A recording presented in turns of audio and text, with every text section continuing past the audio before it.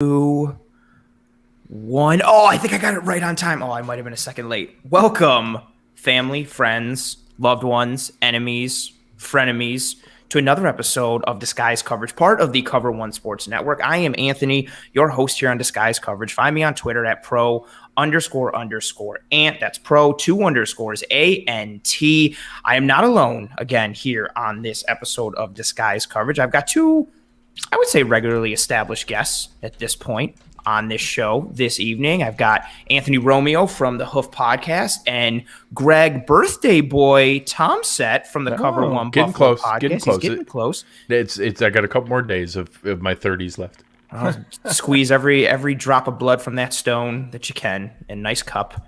And he shaved for this episode, which is another big momentous thing. Subconsciously, I was trying to make myself look younger. I was going to say, I'm still 25. I was born in 1987, but I'm still 25. I was waiting for that joke of I've had like X amount of 25th birthdays.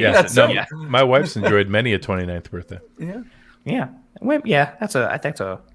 I'm not going to make a comment, but yeah, that's where I was going to be like, that's a woman's thing. I was like, I don't want to, I'm not going to do that. Yeah. So little intro from us as we are gathered here for some Buffalo Bills draft predictions, because guys, I don't know if you're aware, but there's this thing called the NFL draft, and it's about a week away. Actually, yeah, literally like a week from now at this time will be 8, 9 picks in, depending on how slow everybody wants to go in the first round. We're close. It's almost here. I am shocked, I say, at this revelation. I know, right? Brand new news. No, I can't wait, man. It's been such a crazy build. We will be here. Breaking it, right? We will be here. We will be here on. Oh, I love this greeting that Chris put in. I like. Hey, Anthony's and Greg. That's very good. Anthony. I don't know. Nemesis. Yeah, we will be here a week from tonight on Disguise Coverage. We got a lot of Super Show action planned for Bills Mafia over all 3 days of the draft. So that's Thursday night. That's Friday night. That's also Saturday day/night. We've been going hard, grinding tape, predictions, mock drafts, bringing on different guests throughout this entire draft season on all the shows on the Cover One Buffalo podcast with Greg and Aaron, on the Hoof again with Anthony and Eric B and Sterling here on Disguise Coverage. And it is all starting to culminate and lead us to the NFL draft. But again, we are a week away from said NFL draft. And with that being said, as I pull up the banner here for what we got going on, as this episode is titled Buffalo Bills Draft Predictions, I hope everybody would have put 2 and 2 together and realized that we're going to make some predictions here about the NFL draft. And it's going to be some Bills-specific things, also some just draft-specific things as a whole, how many positions are going to go for, quarterback, for this position, for that position, so on and so forth, talking about some kind of over-unders, some odds, some lines, all those things. As always, we love the interaction and the engagement from everybody that follows us and works with us. And so if you are joining us live here, please feel free, litter the chat with your predictions, your thoughts about what our thoughts are, your thoughts about our thoughts about your thoughts about what we thought that you thought about to our initial thought. You were going to love my thoughts on Anthony's thoughts. That's what we're all here for. And yeah, so we're going to start out. We're going to get right into it. And I've got a question for you guys. I'm going to lead right off the bat. I'm swinging for the fences right off the bat.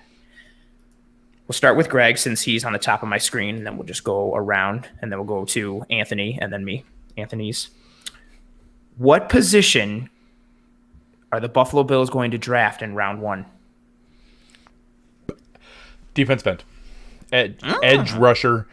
I have now been swayed that I think, for anyone who didn't see on Twitter earlier, I asked a bunch of people for their tiers of cornerbacks. And the reason that I'm doing that is the groups and the amount that are there and the kind of the values in the eye of the beholder kind of stuff that I think you can still get a good corner in the second round. And I think the drop off at edge is more aggressive and that it's harder to get the edge we want in the second round. And kind of the game theory play, I want the first 2 picks to be edge and cornerback. I think you can come away with a better combo by going edge first. There are exceptions to that. If one of the top 3 guys make it there, you can't, mess around with it. But I think it was Bruce Nolan put it really well that if a guy like Greg Newsome is there at 30, imagine who's going to make it to 61. And that, if that means we're not on the same level of, draft Twitter is not at the same height of value for cornerbacks as what the NFL is, and that guys are falling down further, then maybe getting, whoever it may be, and which might even mean a Jason Owe or someone like that, that the combination of that, I think you walk away with a better combo than where the traits fall off for the edge rushers there. So in kind of reverse psychology, I'm going to try to trick people into having a cornerback fall to us at 61 or trade up for one. Ooh, I like that. Anthony, what do you got? Also, Anthony, before you go, you got a shout out in the chat. You got a Doc shout out and a blazer. Yeah, you are rocking the blazer. Good look. It's my thing. I wear a different blazer every day. I've got about 110 or so of them at this point in my life, and yeah, I love it. It's what I do. This is my normal work clothes. This is what I wear to work today. So we should have done the over/under on how many blazers you I would have lost a lot of money. I would have lost. You could have put that over/under pretty high, and I would have lost money on that. When I defended my thesis, no lie, when I defended my thesis, my boss at the start when he was introducing me to do my defense did a poll and said we're going to do a contest. And we're going to, give away this gift card at the party afterwards. Everybody put a number that they think it is in their name, and we'll put it in a jar. And at that time, I had to guess, but I guessed pretty accurately at about 110.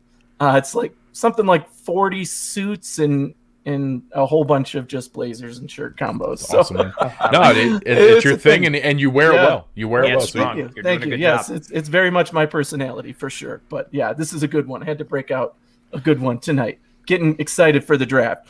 So anyway, Greg stole the thunder with edge. I love it. That would be amazing. So just for the sake of being different, I'll say cornerback, because we know this is another position that the Bills are probably going to draft high in this year, and there's a number of guys they could go for. And if Greg Newsome is there, I do not see how Sean McDermott is going to pass on Newsome. That guy, to me, has Sean McDermott stamped all over him. Why? Because Sean McDermott can develop quarterbacks, can teach them to become their best, get the best out of them. And he's an unbelievable talent in terms of his athleticism and what he can do. And I think that again, that's just a guy for me that has Sean McDermott written all over. Like, please get him this player and he'll turn him into a star, maybe even right in the beginning. So I do like a guy like Newsome, or if Caleb Farley falls. I've said a long time now, if Caleb Farley falls, and I know what being said about the injury stuff, and there's not a lot of medicals out there, but I love these Bean press conferences and how much people try to read into them, because ultimately Bean is very careful about what he says. If you notice, every question that is asked, he doesn't answer, right? He says, yes, we could do that. Yeah, that's a possibility. Oh, yeah. What, running backs? Yeah, we like running backs. Would you pick a quarterback at one? Yeah, we're picking the best player on the board no matter what. Yeah, come on. Like, at some point, you got to realize that he's just answering, and he's so eloquent about it, though, right? He'll answer very wordy. It comes across so sincere. Yeah, so sincere and genuine when he does it. There's a lot of meat on the bone there, but in the end, he's not really saying anything. Will you trade back? Yes. Will you trade up? Absolutely. It's just funny to hear that, but I think cornerback is a position where, again, if they get it in that first round, whoever it is, if it's Caleb Farley, if they have his medicals, they might be limited on medicals, but if they have certain guys' medicals of Phillips, Caleb Farley, then I don't think it deters them for picking him at 30. And the Bills, I said this on Twitter earlier on the chat about this show tonight, that, if they have him cleared and he's there at 30, I think they're going to pick him because they're in a luxury spot where the other cornerback needy teams, they need a cornerback. They don't have anybody back there at CB2 or 1 or whatever it is. And the Bills are sitting in a position where it's like, yeah, it's a position we can upgrade, but we're pretty comfortable with what we've got now. It's not like we desperately need a cornerback, and there's some in round 2 and 3 that we like. But yeah, I think if Caleb Farley's there, the Bills would be do a great job in drafting him. So we'll see. I don't think he makes it to 61. So I'll take him at 30 though. Well, I'll say I think defensive end and corner are like 45, and then other is 10. I think there's like a 10% chance that it's something else. I think it's 90% that it's cornerback or defensive end. I think it's very strong with the way the classes are, the talent that's going to be there, the odds of it being the best player available, not being one of those two spots. I'll be pretty surprised. Yeah, that's funny. I was laughing because I've been saying that since, probably we started talking about the draft this year, that edge and cornerback are the two positions that I want to see the Bills get. And the only other exception that I've said personally is if Elijah Vera Tucker is there, I'm drafting him. So, even maybe over like a Caleb Farley if he's his injury or whatever. So, if Phillips gets to 20, first of all, Lance, thank you very much for your donation. Greatly appreciate it. Greg, I'll let you lead off with this one since you are a decent-sized fan, and I'm being sarcastic. You are a big Phillips kind of guy. So Jalen Phillips is... Yeah, I don't know why Jason was in my head. I'm like, it's not Jason Phillips. And I'm like, who's Jason Phillips? That's not a person. We're going to go through a handful of things tonight on just players that have odds. Out of all the wagers that I've come across so far, the one I feel the most confident in, the over-under for Jalen Phillips on BetOnline is 23.5. And you get halfway, it's not awesome odds, but minus 130 betting under 23.5. Honest to God, I'm going to find out what the max bet is. I'm going to find out like what's the most money I'm allowed to bet on that the under is Jalen Phillips. I don't think there's any chance he makes it to the Steelers at 24 or any of the teams after that and getting there. But yes, I do think we'll talk about this with the injury guys and one of my predictions of the combinations of things. So I'm not going to use Farley or Phillips in that scenario. I think there are players that if some guys get to 21 with the Colts, 24 with the Steelers, 25 with the Jaguars, there's a stretch of teams that you're getting into, Cleveland, Green Bay, Baltimore, the Saints, right before the Bills, who are all pretty similar, like strong rosters, good front offices, all those kinds of things that I think you got to jump ahead of some of them to get some of these guys. And there could be somebody in that range. I don't know if it's one of those injury tag guys, but there are players I could see them jumping up to get in that range. With Phillips is possible. Are you concerned at all about the potential, in addition to the concussion history for Jalen Phillips? Also, I pulled it up, but I wanted to really highlight this because I said Jason Phillips, and Griff's comment was some dude named Jason Phillips right now. Am I a joke to you? Like a clown? Like funny like a clown? Like I make you laugh? I make you laugh. I'm here for your amusement. Are you at all concerned personally for Jason Phillips, either the concussion piece or the potential off the field issue aspect? I know that's been rumored a little bit about potential character concerns. Are you worried about either of those, one more than the other, or both in tandem, or regardless, that's not enough to deter you from taking a swing on him? Yeah. For me, I think it's more of the latter than the first one, right? The injury, I think, is something you overlook if he passes the medicals. He's fine. He's shown that his skill set is amazing, and he's up in his first round of the draft for a reason. He certainly has the talent. The off-the-field stuff certainly scares me a little more, and what we talked about at one point on the Hoof podcast was he's not going to be there for the Bills. We all agreed that he's going to be picked before the Bills, but even if he's on the board for the Bills, he doesn't exactly seem like a McBean kind of guy because of that. When you think about, if you have to ask the question, is your biggest passion football, then I don't know that McDermott and Bean are going to be on board with drafting you. And there is certainly a question there with him. The talent is unquestionable, but the drive and the want to improve something, again, that McDermott and Bean thrive on, right? It's always a competition. Nobody's handed anything. The best players will get on the field. And so for me, it is a concern. And if the Bills were picking higher, I'd say that they might avoid him, but he'll be gone before they pick anyway. So I'll throw it out here now since we're talking about him. My first prediction is that there's no chance Jalen Phillips or Caleb Farley are Buffalo Bills.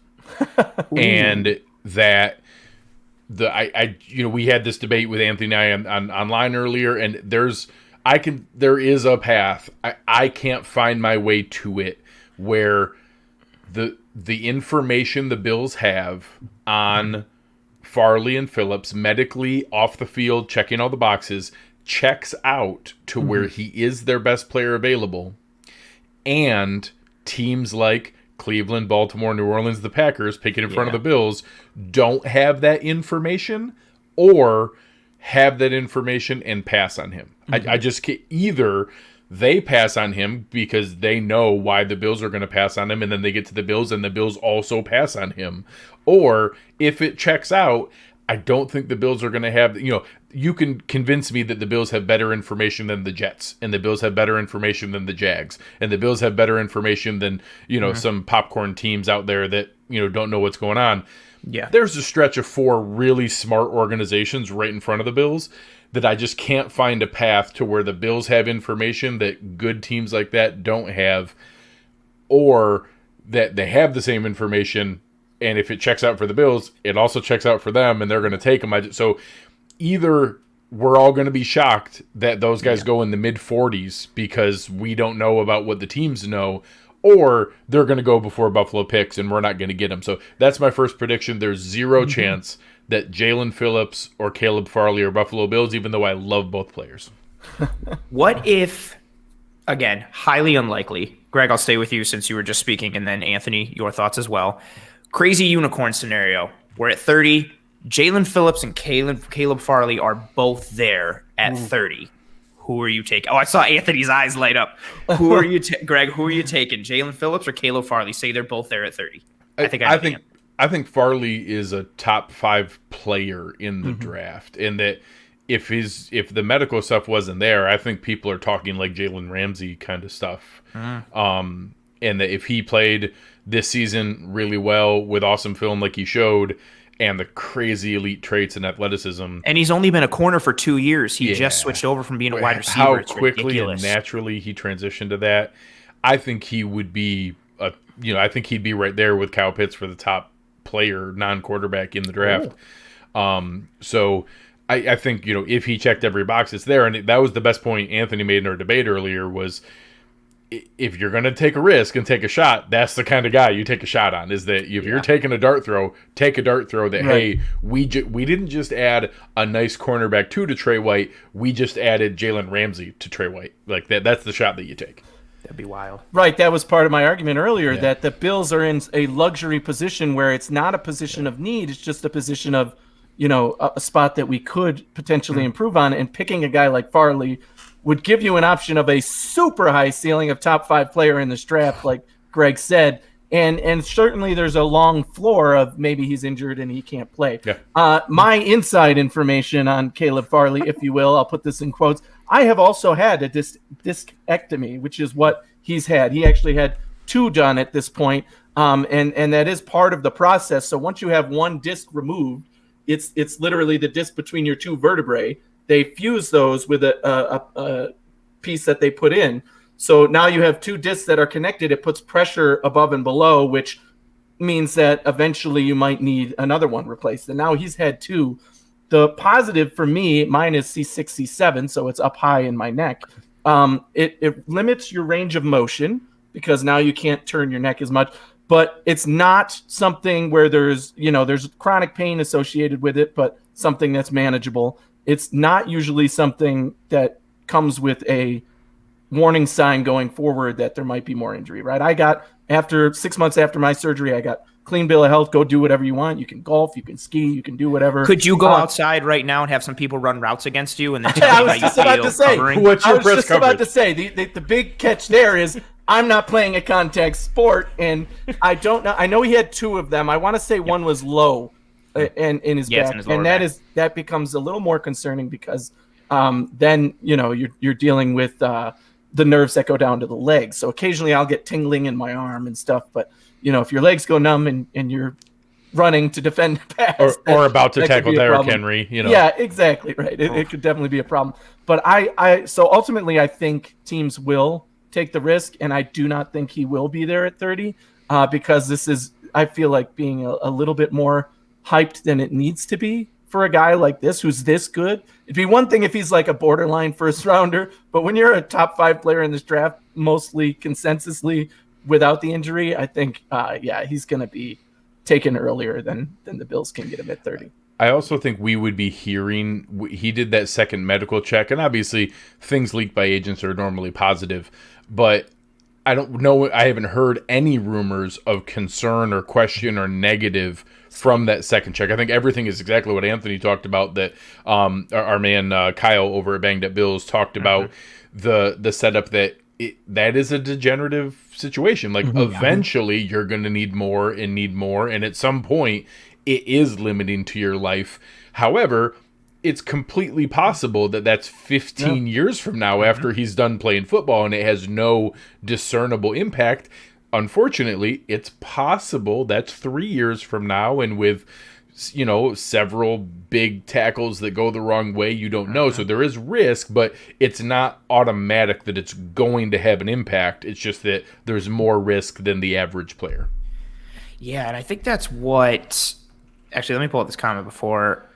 I appreciate you, Ron, for noticing the Christmas tree. I guess it could be related to draft miss, but I've had this mentioned on multiple episodes, and I've never addressed it. I love Christmas, and I've tried to convince the wife to leave the Christmas tree up in the living room for as long as possible. And I made this large pitch about how you can leave the Christmas tree up all year round, but just change the light colors, the garland colors, and the ornaments. And you could have, like, you know, make it all red and have a Valentine's Day tree.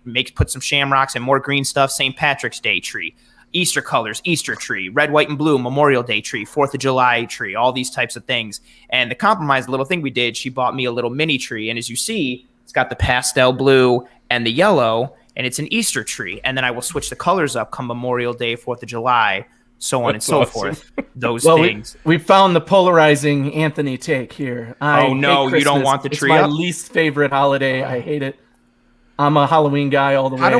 How do I remove Christmas. Someone from the stream?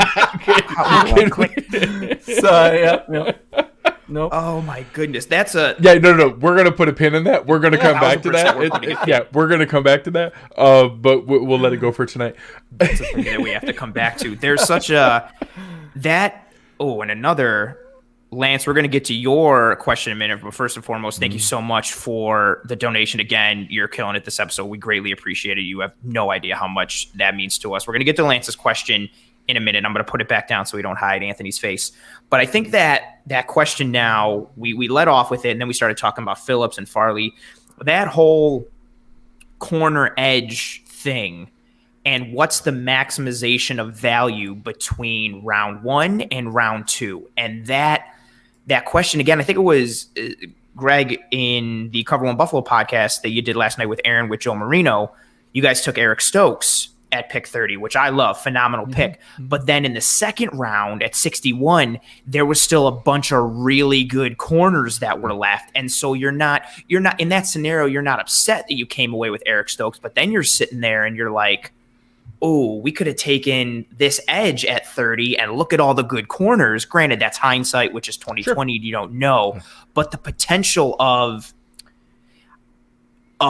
getting a strong, solid corner number 2 at 61 is higher than getting a legit edge. Even if you got the guys like Peyton Turner and all the other guys who have popped up in that second round. And to Anthony's point earlier, which connected Greg to yours, if Greg Newsome is there at 30, then the thought from Bruce was like, oh, well, just imagine what corners are going to be there at 61, which I completely get. But then at the same time, to Anthony's point, I'm sitting there thinking, if Greg Newsome is there, I am yelling on this stream to pick Greg Newsome. Gimme. Because I also think if Greg Newsome is there, to me, that makes me think all the other guys that we're considering for edge at 30, Kwity Paye is gone.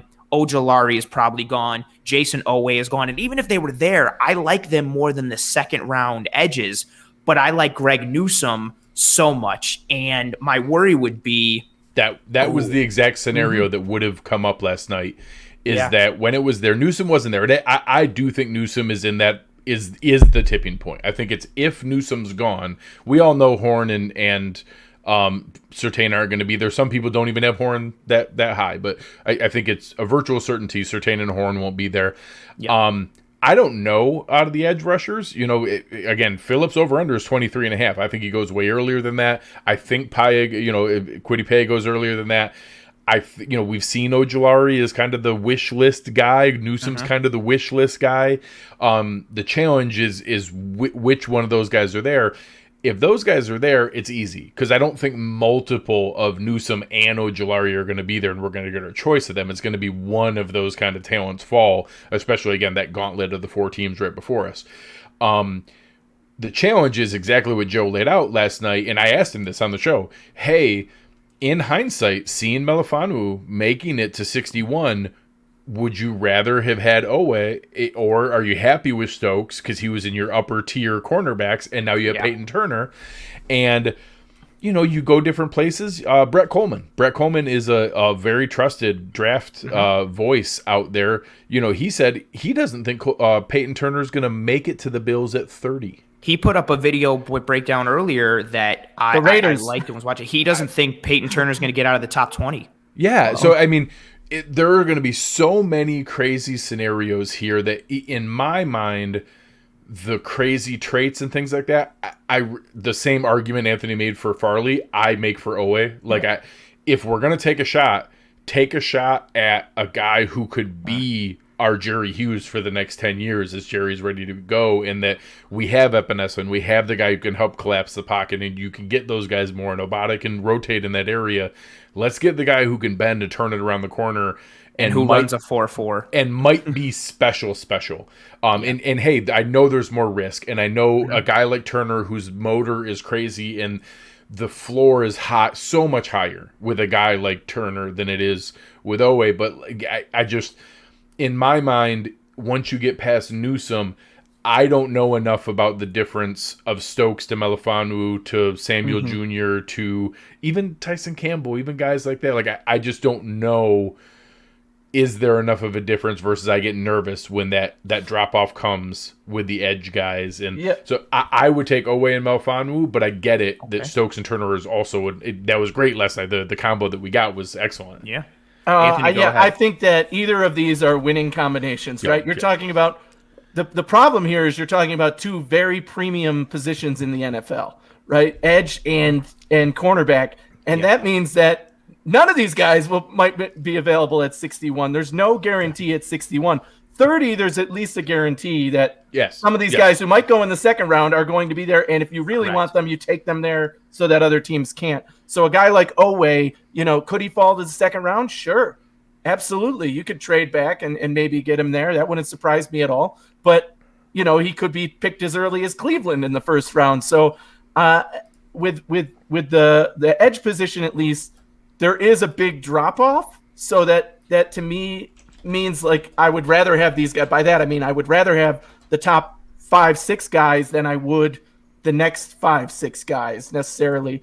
And other teams are also going to be seeing that, right? So they're probably going to want to pick these guys if you don't. And cornerback, I am happier with, as Greg has put out the tweet about the tiers of cornerbacks. There's 3 or 4 that people are in their first tier and 3 or 4 in their second tier. I'd be happy with either of those 8 cornerbacks that you can list.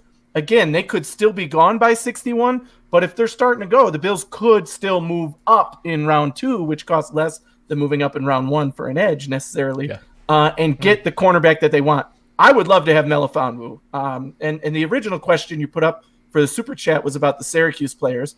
I'm from Syracuse. I'm a diehard Syracuse fan. For the first time in my Bills fandom history, I'm like, yes, please draft a Syracuse player. I want to cheer for one of these guys. And I think any of the 3 would be great fits. The sneaky one is that Cisco might have the best odds, between where it is, and he gets talked about by far the least. Everybody talks about Trill Williams and Ifeadi Melifonwu way more than Cisco. And, if he was healthy, he might be getting talked about much, much higher.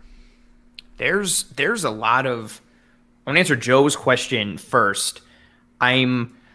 I've seen the rise that Peyton Turner has had recently, which kind of seemingly came out of nowhere. That's going to make me have to go back and watch the film initially or watch it again. Normally, when those things happen, especially the ones right before the draft, it's media and outside content creators finally finding out what the NFL has actually thought the whole time, and that the NFL never had Peyton. And I'm using this as an example. I don't know this, but what it sounds like is coming out is NFL teams never had Peyton Turner as the 95th best player in the draft or the 88th best player in the draft. He's always been up there. That he's always been there. We're just now finding out that they had him as a top 40, top 50 guy, and that we're just coming across that now. I haven't, so to go with that, I haven't grinded the tape enough on Peyton Turner, but people that I legitimately respect all, like, unanimously have a very high opinion of him. The other three players, Owe, Melifonwu, Eric Stokes, I was on Jason Owe in like February. I liked him a lot. And there were people on Twitter that were like, he's a joke. He didn't have any sacks last year. He's going to be terrible. And now those same people are like, oh man, like look at all these tools and look what he does and this and that. So I'm partial to Owe, and I like Melifonwu and I like Stokes. The trade-off with everything is Stokes, I think, is the better overall athlete. He has more speed. I think he allows you more scheme versatility versus what you do now. He's not a guy that if we decide to blitz or we decide to run cover one or man coverage or whatever, we don't necessarily have to shade over the top with a safety with Eric Stokes, even if he's covering someone like Mecole Hardman or Tyreek Hill. He's got a decent shot to just run step for step with those guys. He add a little polish to his game and his technique, and you see where he can go. And we know what McDermott and co can do when it comes to developing players in the secondary. So Stokes is so intriguing to me for that reason. Melifonwu ticks almost every other box from an archetypical fit for the Bills secondary. He's got height, he's got length, he's got some weight to him. He excels in that cover 3 type of zone defense. How about one of the guys, if you want to talk about the path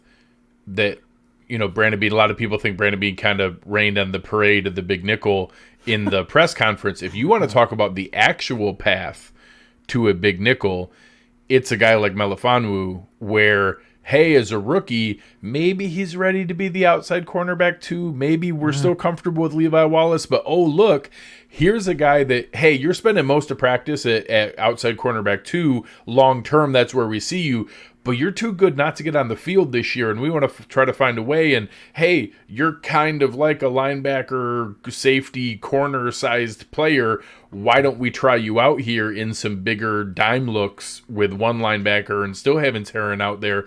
He has a lot of big nickel traits and is the kind of player like that.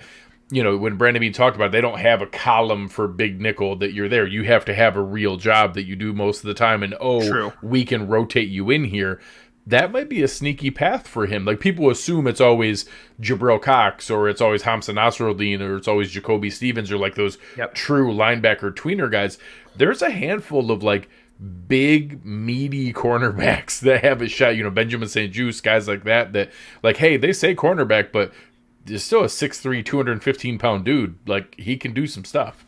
Yeah, and to continue with that conversation with Lance's point, one of the other Syracuse DBs, Trill Williams, I think he's an even sneakier aspect for the big nickel. Apologies for having to lean off camera because I had to grab some notes from a different thing that I had broken down on Trill. So Trill is 6'1", 198 pounds, which is roughly almost the same size as like Hyde and Poyer. He's a little lighter, but he's got an inch on him.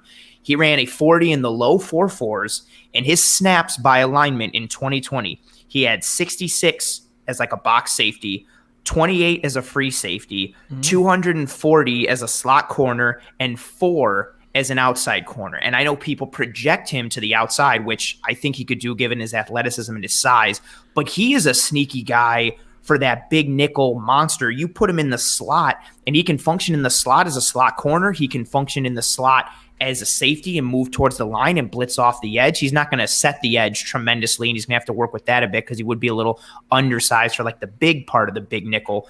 But he's a sneaky guy who can line up in a whole bunch of different versatile ways. And Greg, you already threw the prayer hands up there. Thank you, Danny, so much for shouting out. He'll be listening to us talking about how awesome Danny Slack is when he listens to this. That's true. Yeah, appreciate that. Keep up the stellar work. Thank you so much, Danny. Again, these donations and just the positive feedback and reinforcement is tremendous. Thank you guys so much.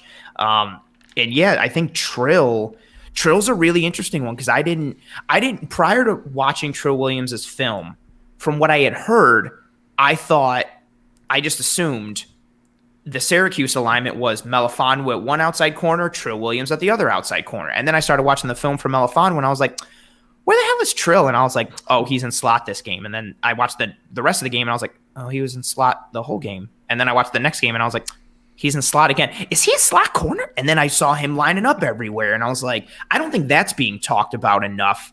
The people are talking about, oh, Trill Williams, but they're always talking about him as the outside corner. You bring him in, let him function in the slot initially, and then potentially move him out there or keep him inside and allow him to just line up wherever. And again, having all jokes aside, disguising your coverage. If you have Trill, Micah Hyde, Jordan Poyer, there's a whole bunch of possibilities. Who's coming down along the line? Are we running two high? Are we running single high? Are we running zone? Are we running man? Is one of them blitzing? Is one of them covering man on this side and we're shading to another? There's a whole bunch of cat and mouse games that you can run with an offense by adding Trill Williams. So he's been one.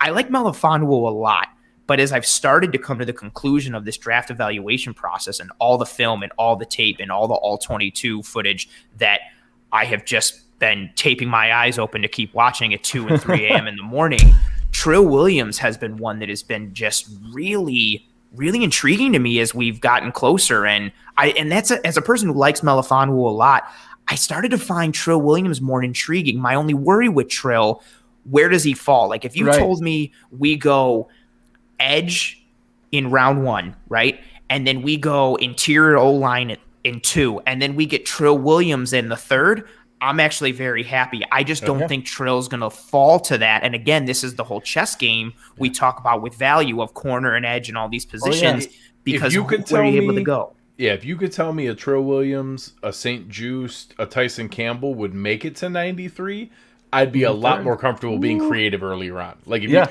those are like very traits.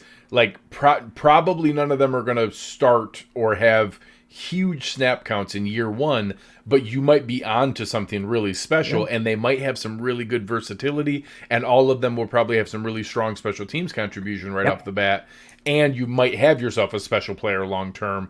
I'd be a lot more comfortable with that if I knew they were going to make it there, but those guys might go before we pick a 61. It's great talking about Syracuse players for me because obviously those are the college games I actually watch. I'm not a huge college football follower. I'll, watch the big games that are on national TV, but otherwise I'm only watching Syracuse play. And so I've seen these guys play, and the Melifonwu has always stood out as an athlete, right? So I actually said early on that I could see him in the big nickel role, and people thought I was crazy at first. They're like, no, he's not athletic or big enough. You need a bulkier guy. I'm like, no, this guy, watch him on the field, and I'm telling you, he can do anything out there. Like, he's all over the place. And with a guy like Trill, I think that's where somebody like me, who's not necessarily a grind the tape, look for the traits kind of guy, I know Trill played well, but I still would love him to be a Bill. But Anthony, I think you broke it down well, that his versatility and, he's all over the field. Yeah. So when I watch Melifonwu, who stands out because athletically he's better than everybody else on the field, basically. And Trill Williams, his play, is less noticed by eyes like mine, but his technique and his skill set is still valuable. If he's there in the 3rd and we can get him in the 3rd, if you told me we could get a cornerback like Trill Williams in the 3rd, then I'd be perfectly comfortable going edge, offensive line, or whatever other position they desire at best player available at those spots. It would be so intriguing. I'm going to pull up this comment, one, because it's a donation. Joseph, oh my God, thank you so much for the donation. Tremendously grateful for that. But also because, Anthony, you were speaking, and this ties in right to your thing. Yes. If just in case people don't know, Anthony is a staunch believer in the no running back in the first round this year. Anthony, I'll let you touch on that while we as we pull this down. But thank you so much, Joseph. Love that. Hope you enjoy listening to this in the work truck tomorrow. Appreciate the well wishes. Thank you so much. Go, Joseph, Anthony, one of my new best friends, Joseph. Thank you very much because I did a whole episode last week on Friday where I put all of my thoughts on the running back position into one episode titled "The Bills Will Not Draft a Running Back in the First Round." Period. So I do think I am very confident. I just feel like there's so much other talent. Obviously, you can listen to the episode and hear all of the reasons that I go through it's, a 40-minute episode listing lots of reasons. It's very good. But one of my predictions for the draft, one of my possible predictions that we're talking about today, obviously the Bills will not pick a running back, but one of my bolder predictions is that a running back will not be picked in the first round of the NFL draft this year. And I think the key to this whole puzzle is the Pittsburgh Steelers. If a running back is not picked by the Pittsburgh Steelers, the rest of the teams on that list don't necessarily need a running back. Now, you can make the argument that these guys are talented and where they are on their boards, blah, blah, blah, blah. Maybe they'll pick them. You never know. But I could see a real scenario where both of the top running backs, all three who have been seen in the first round at least, could fall to the second round. I do think they'll be picked early in the second round because there's teams like the Jets and Miami who are, have more picks and could trade up and get these guys. But running back is the value of the position is not as much as what we've just spent the whole beginning of this show talking about. Edge, cornerback, offensive line. Those are premium positions that every year, no matter how bad they are in the draft, they're getting picked in the first round, no matter what, because those are just so valuable in the NFL. Position like running back, there's a lot more luxury there, and people can say, you know what? Yeah, Najee Harris is great, but we really need this cornerback or this offensive lineman that's going to help us take that next step. And for the Bills, I do think that you get an interior offensive lineman that's going to improve your running back room more than drafting a running back with that same offensive line and hoping that he comes in and improves that team more percentage-wise, as Bruce Nolan always likes to say, a value proposition for running back. And he's also on team no running back in the first round. So I do think that this year that it could be a realistic scenario. No running backs in round one. Oh, wow. So the over-under odds for it right now are 1.5. And it's being bet pretty heavily at the over right now. So that the favorite is over. I actually like that bet. You can get plus 115 odds right now on under 1.5. I like that a lot. Anthony laid it out perfectly. The Steelers are a key. And do you want to know what? All the other teams that you see with a running back mocked in the first round, teams like the Jaguars, the Jets, the Dolphins, even the Falcons, you want to know what they all have in common? They're the first 4 picks in the second round. Yeah. They don't need to use their first round pick to do that. So everybody's looking at the Dolphins at 18 and the Jaguars at 25 or the Jets at 23. They don't need to do that. There's 3 running backs. If one, in depending on what order you have them, you don't need to have that guy. There, you could take any of the 3 and wait until it gets there. I've said it a couple times. I think there's 0 in the first round and 3 gone in the top 40. So I think all of them go in the first 7-8 picks of the second round. Right. But it waits until then. So I agree with Anthony. I think it's a great take. I think that's a good prediction. I'll throw my other one out here in. Not only will the Bills not draft a running back in the first round, they will not draft a running back the entire draft because they will not draft a offensive skill position player the entire draft. Oh boy, those are the Buffalo Bills are not going to take emoji here. a quarterback, running back, wide receiver, or tight end in the NFL draft. Ooh. So all defense and then trenches on the offense. I believe every single pick will be a defensive player or an offensive lineman in this draft, and that the Bills will not take a skill position player because of the current roster and the amount of right now we're already cutting a Jake Kumaro or an Isaiah Hodgins or a Matt Breida, or we're already cutting good NFL caliber players.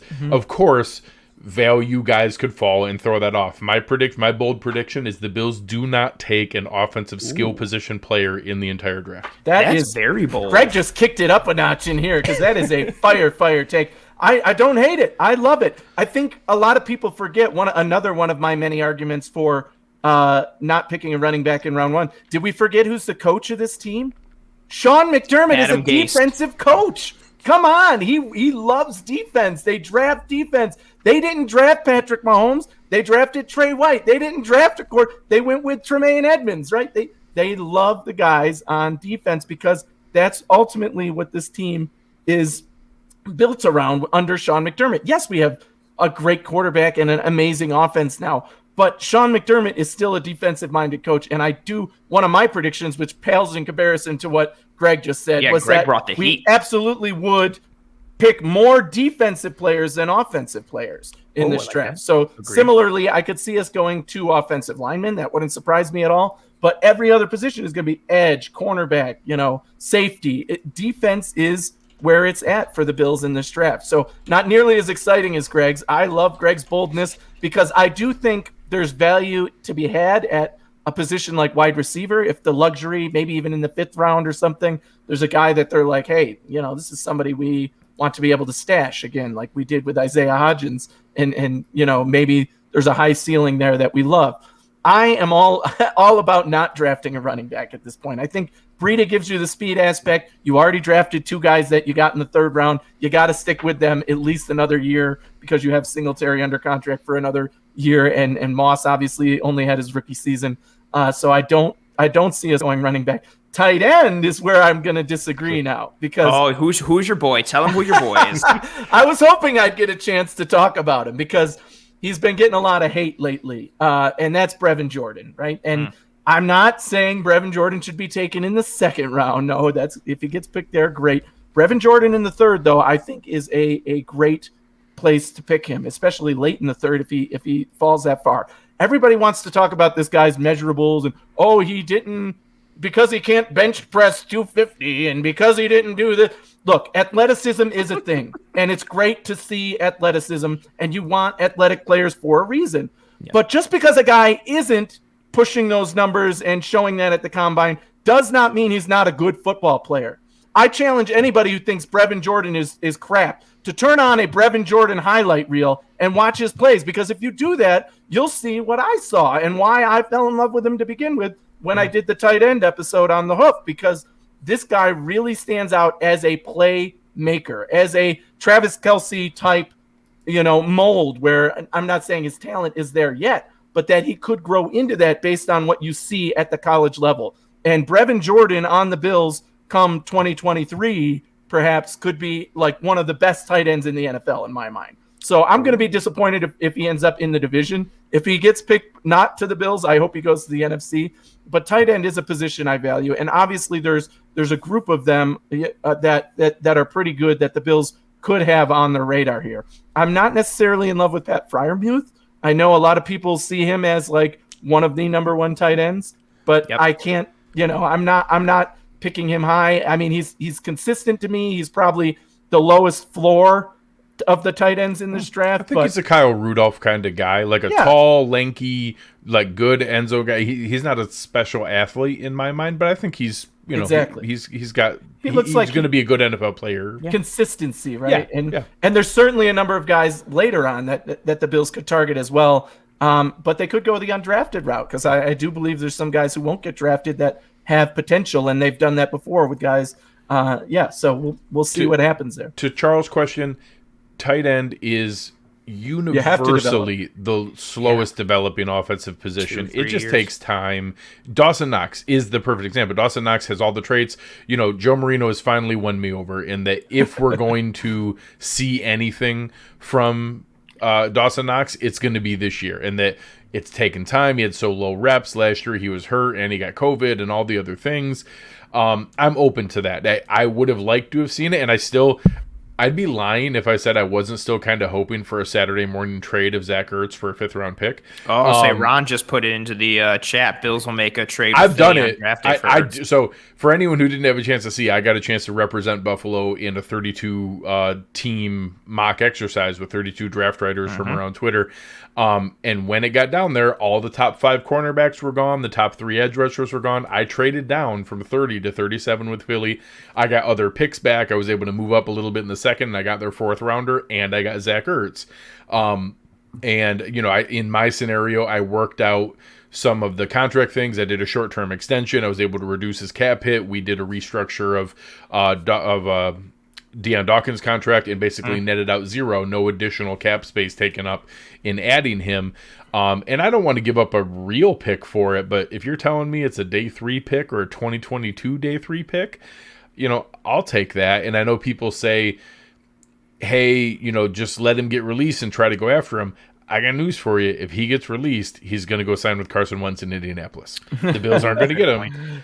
If he gets, we are trading a third day 3 pick for the exclusive negotiating rights. Yeah.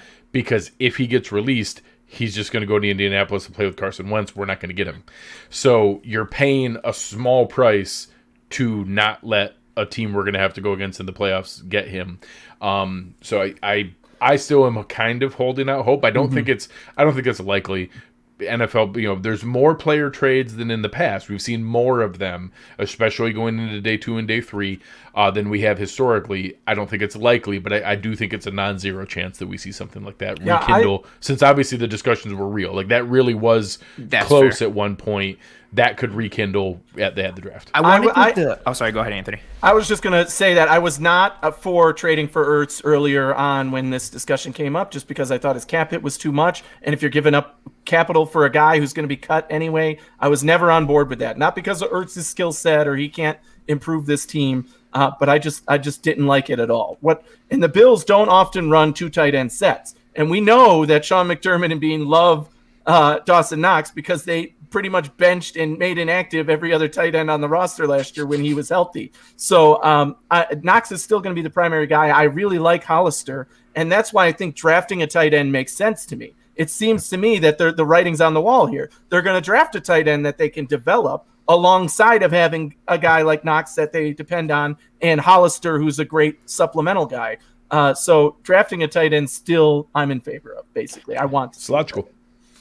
Let's keep the conversation on the weapons. We've had multiple donations that have come through and some comments that I wanted to bring up. The first here the second one here from Peter, wanting Rondale Moore in round 2. He wants to keep building the future core for Josh Allen. I want to put that in the back of your brains so let that marinate for a minute. I want to bring back the running back conversation from earlier. Anthony, we're going to lead with you because I know you feel very strongly about this. So there were 2 comments. So one, thank you tremendously again, Lance, for your donation. Thank you so much. So he's got a PSA. Matt Breida is not good enough to say we shouldn't draft a running back. There are many other reasons, but Breida is not one of them. And then Lone Wolf had the opposite in terms of a comment saying signing Breida to me means no running back in round 1. So what are our thoughts here on Breida? Anthony, is that and I'll say Lance didn't say round 1, but true, yeah. but said not, he thinks the addition of Breida means, we shouldn't draft or Matt Breida is not good enough to say we shouldn't draft a running back. How do you guys feel about the signing of Breida? And Anthony, did the signing of Breida, put anything in your brain in terms of dissuading you from going running back in round 1 at all or running back in the draft? And the same thing for you, Greg. You're on no skill positions. What do you think of the running back aspect? And then the Rondale Moore pick from Peter, which again, Peter, thank you so much for your donation. Anthony, we'll start with you in terms of Breida and the running back room. For me, it's basically a car crash between those 2 points, right? I would have said no running back in first 1 before Breida was ever on the board, right? But the conversation before we got Breida was the Bills lack speed in their backfield, and that is absolutely true.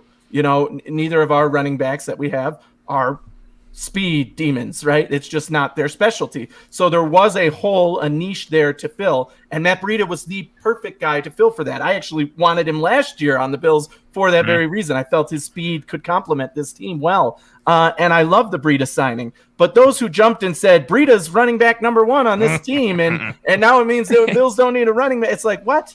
No, he did not move the needle that much. You're talking about a guy who is a speed player who can catch the ball out of the backfield. Great skill set. He signed for the veteran minimum for a reason. Yeah, exactly. But you're not going to see him getting the primary touches or splitting carries with the other 2 backs. It's still the Singletary and Moss show with Matt Breida as a complementary piece who can now give you that speed. So to me, that all together, I was against it before. I'm even more against it after the signing of Breida because that hole no longer exists. I know Bean said in his press conference, we lack the home run ability or whatever he said at the running back position. Breida gives you that. Breida, where Moss and Singletary can't make one guy miss and be gone, Breida can. If he makes one guy, nobody's catching him. He's fast. And so, to me, that just completes the story there. I don't want a running back at all in this draft. I think it would confuse me if they pick one anywhere in this draft, unless it's like another special teams ace and they're going to cut somebody for that. But in the late rounds, overall, not a fan of the running back position. Fair. I think it's very fair. Greg, where do you stand on how Breida makes you feel about the running back room? And then to bring up Peter's thought here again, Rondale Moore from Purdue, he wants him in round 2. He even put an exclamation point on it. He wants to keep building the future core for Josh Allen. Obviously, he's in a different mindset in terms of you, Greg, thinking that we won't go any offensive weaponry pieces for Josh Allen in this draft. What makes you kind of lean towards that thought process or shy away from, I guess, Peter's potential suggestion or prediction here? So most of it is based on best player available. Now, I will say one of the exceptions to that would be someone like Rondale Moore making it to pick 61. Like if you had something like that, Elijah Moore, Rondale Moore, Rashad Bateman, something crazy. Anyone like with the last name Moore. Dudley Moore. Anyone who makes it to pick 61 is, that all of a sudden, hell, I'm not even trying to exaggerate. If Travis Etienne or Najee Harris fall to pick 61, then take a freaking running back. Like, all right, that's a hell of a player. Like, at some point, everyone has a spot where they make sense. Yes. I even had the argument, if Travis Etienne is that, home run guy that they think and something weird happens and we get Greg Newsome at 30 and then Etienne, I'll have, do you see G.I. Jane? She can play, press cover. She beat up Aragon from Lord of the Rings. She wrecked it, man. So if people listening that didn't see Demi Moore on the screen are going to be really confused where G.I. Jane came up. So I got to reclaim my train of thought. So going through there, honestly, if Travis Etienne is one of the guys that checks some boxes where, hey, we want the home run threat, but he's also 6'1", 215 and can carry the load and might be a special player. But, hey, look, we got Greg Newsome at pick 30, and you get to pick 44, 45, 46, and all of a sudden you might be able to move up for like a future 4th round pick or like a 5th in the future or something, and you're not giving up a day 2 pick, and all of a sudden you can move up from 61 to 45 or something like that. But it won't be 45 because that's the Patriots. But 44 with Dallas. So we'll do something like that. So some combination like that, sure. Like I could see that. There's a point where an offensive weapon makes sense, and it could be a possibility. I think that there's so much strength in the top, 7,500 picks with offensive line, defensive end, and cornerback that they're not going to need to do that they're going to have really strong talent available, and it just happens to line up with where our needs are and with the kind of long-term thinking that they lined out, that I don't think we're going to need to do that. And I understand people have laid out that, hey, Emmanuel Sanders isn't young and Cole Beasley isn't young. I liked Isaiah Hodgins more than Gabe Davis coming out of the draft last year. We get him back for free. We just get a free Isaiah Hodgins added in. Plus, we already have 4 really good receivers, and we brought back Isaiah McKenzie. We could just draft a receiver next year. If Emmanuel Sanders gets old and Cole Beasley gets old, then next year we'll draft one, and rookie receivers play okay. I just don't think we need to draft a guy in a day 2 pick that, is going to struggle to get reps when we can have a really valuable spot at cornerback and defensive end that gets reps and matters long term. So don't get me wrong, there are players that could make sense. Yeah. I just don't think it's the most likely path. No, I think that's spot on. And again, Peter, thank you so much for your donation and really great question and thought-provoking question on that. Really appreciate it. We'll round out the last little bit here on the skill positions. Lance is absolutely killing it when it comes to the donations tonight. You are amazing, my friend. He asked if there is a younger or better tight end that they could potentially trade for. And for reference and thought here, a lot of people started coming in. Pick for Evan Ingram. Oh, there you go. A lot of people started coming in the comments here after talking about what Tommy Sweeney can do. We have a prediction that the Bills will sign Jesse James after the draft. So Greg will stick with you just because you. Yep, 1,000%. We'll stick with you. What are your thoughts here on potential younger or better tight end that they could trade for or bring in? So if the Bills do, I'm not joking. I think Evan Ingram is a non-zero chance. I think that is a possibility. If anybody wants that to happen, just root for Kyle Pitts to make it pick 11. It's super easy. But the Giants already signed Kyle Rudolph. If they, depending on what they draft here, They're obviously trying to add a lot of weapons for Daniel Jones the same way the Bills did around Josh Allen for year 3 and hope he makes a big step forward. Josh Allen is exactly what they're hoping happens to Daniel Jones. I don't think that's what's going to happen, but that's what they're hoping is they surround him with they brought in Kenny Golladay like we brought in Stephon Diggs. They signed Kyle Rudolph and added other talent. They already have some other weapons there on that offense. I think they should go offensive line to help it out, but I just don't think Daniel Jones is that guy.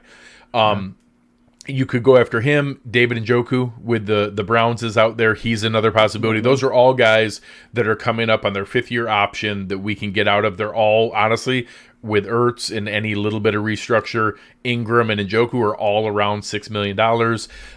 We can restructure Deion Dawkins and fit that in without any issue. That's a possibility for any of those guys to do it. The other comment about, hey, if we don't get X, we can go sign Y. Jesse James is that guy at tight end.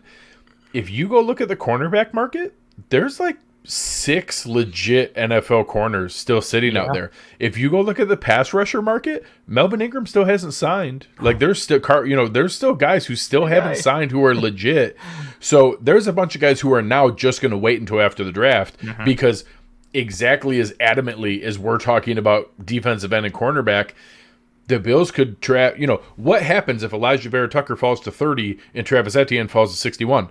We're going to pick him. And we're not going to have a defensive end or a cornerback. And we're going to need to go sign Melvin Ingram or Richard Sherman or whoever it might be. Like, we're going to need to go sign people. Those are very real possibilities. We are not going to address every single spot that we need talent in. And then the Bills are going to go sign someone. And there are legit nice safeties that are out there. We haven't replaced Dean Marlowe. There are spots that we're not going to address in the draft that we're going to sign players immediately after the draft. It's going to happen. I think that's a fair analysis. I got distracted by this kind of because it's super clever. Jesse James can rob, but I don't think he's great at football. That's an elite level comment. Do you know how many fun memes you can have with Jesse James and Buffalo Bills and all the different? I mean, there's a lot of potential there. It's a lot. I'm not a big Jesse James fan. I'm on that train of. He's can rock trains, but wait, are you talking about? So you don't like the tight end? Are you a fan of the outlaw Jesse James though? What do you think of his body? Oh yeah, fan of the outlaw Jesse James. A lot more than the tight end Jesse James. I think he was in the conversation to possibly go to the Bills when he went to. He came in for a visit. Detroit. Yeah, so I mean, I'm kind of glad we didn't get him because obviously we saw that didn't work out for them there, and I'm not necessarily a believer in him at this point in time. If we don't get a tight end and they end up bringing him in for the veteran minimum. Hey, why not? Let's see if you can do a shot. And that is something I think that's unique about this COVID off season now is there's such a large player pool that's left because the teams are waiting to see what they don't get in the draft and where they need to fill their holes and spend their money because every dollar matters this season with this shortened salary cap. And the Bills are in that same boat. The thing we do have going for us is hey, that's a good one. I saw that earlier too. I wanted to bring that up, but I brought up the Jesse James one. Nice we'll trade a 7th rounder to get him back. How about that? Chess. Oh, and this is also a good one too.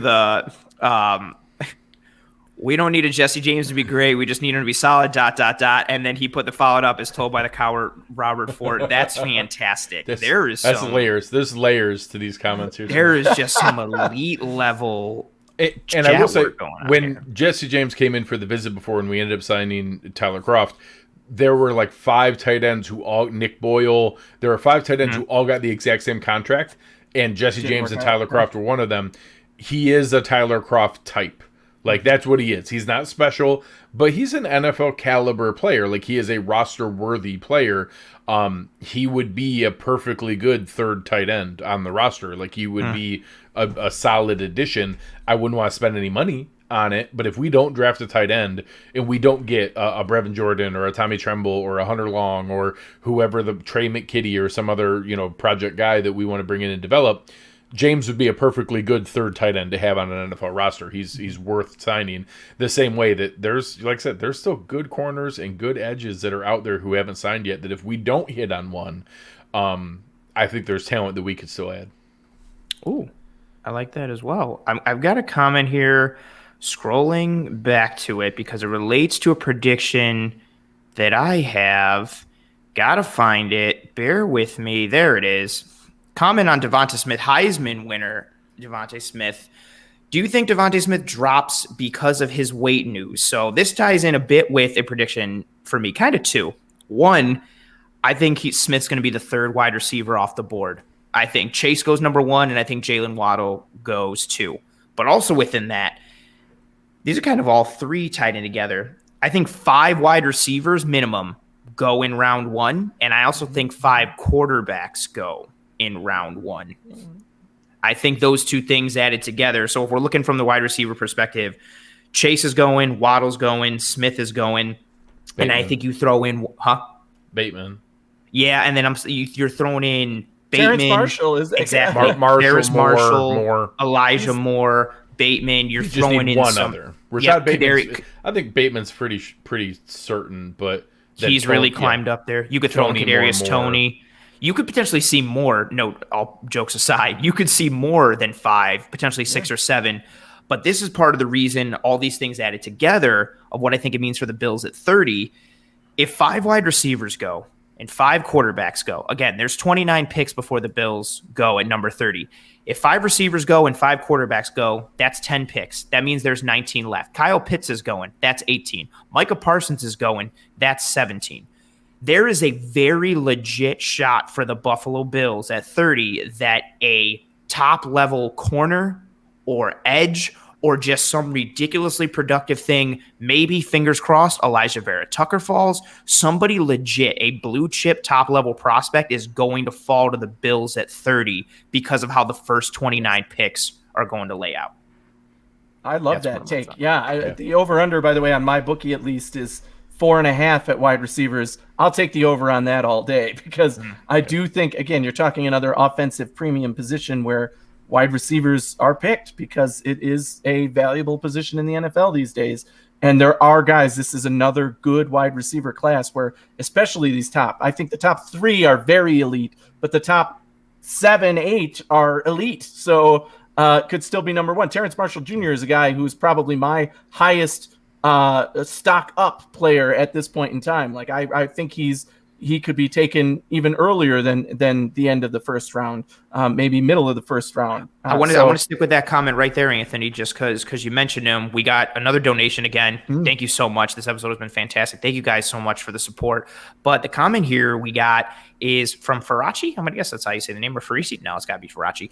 The odds that our top 4 receivers stay 100% all season can't be great, and he wants Terence Marshall Jr. or Elijah Moore if we're left with players like Stokes or Owe. So from what I'm gathering from that, he would rather have Marshall or Elijah Moore over Stokes or Owe at pick 30, which is a very interesting thing. We don't have a top 4 receivers. We have 7 NFL caliber receivers because we have Isaiah McKenzie and Jake Kumaro and Isaiah Hodgins.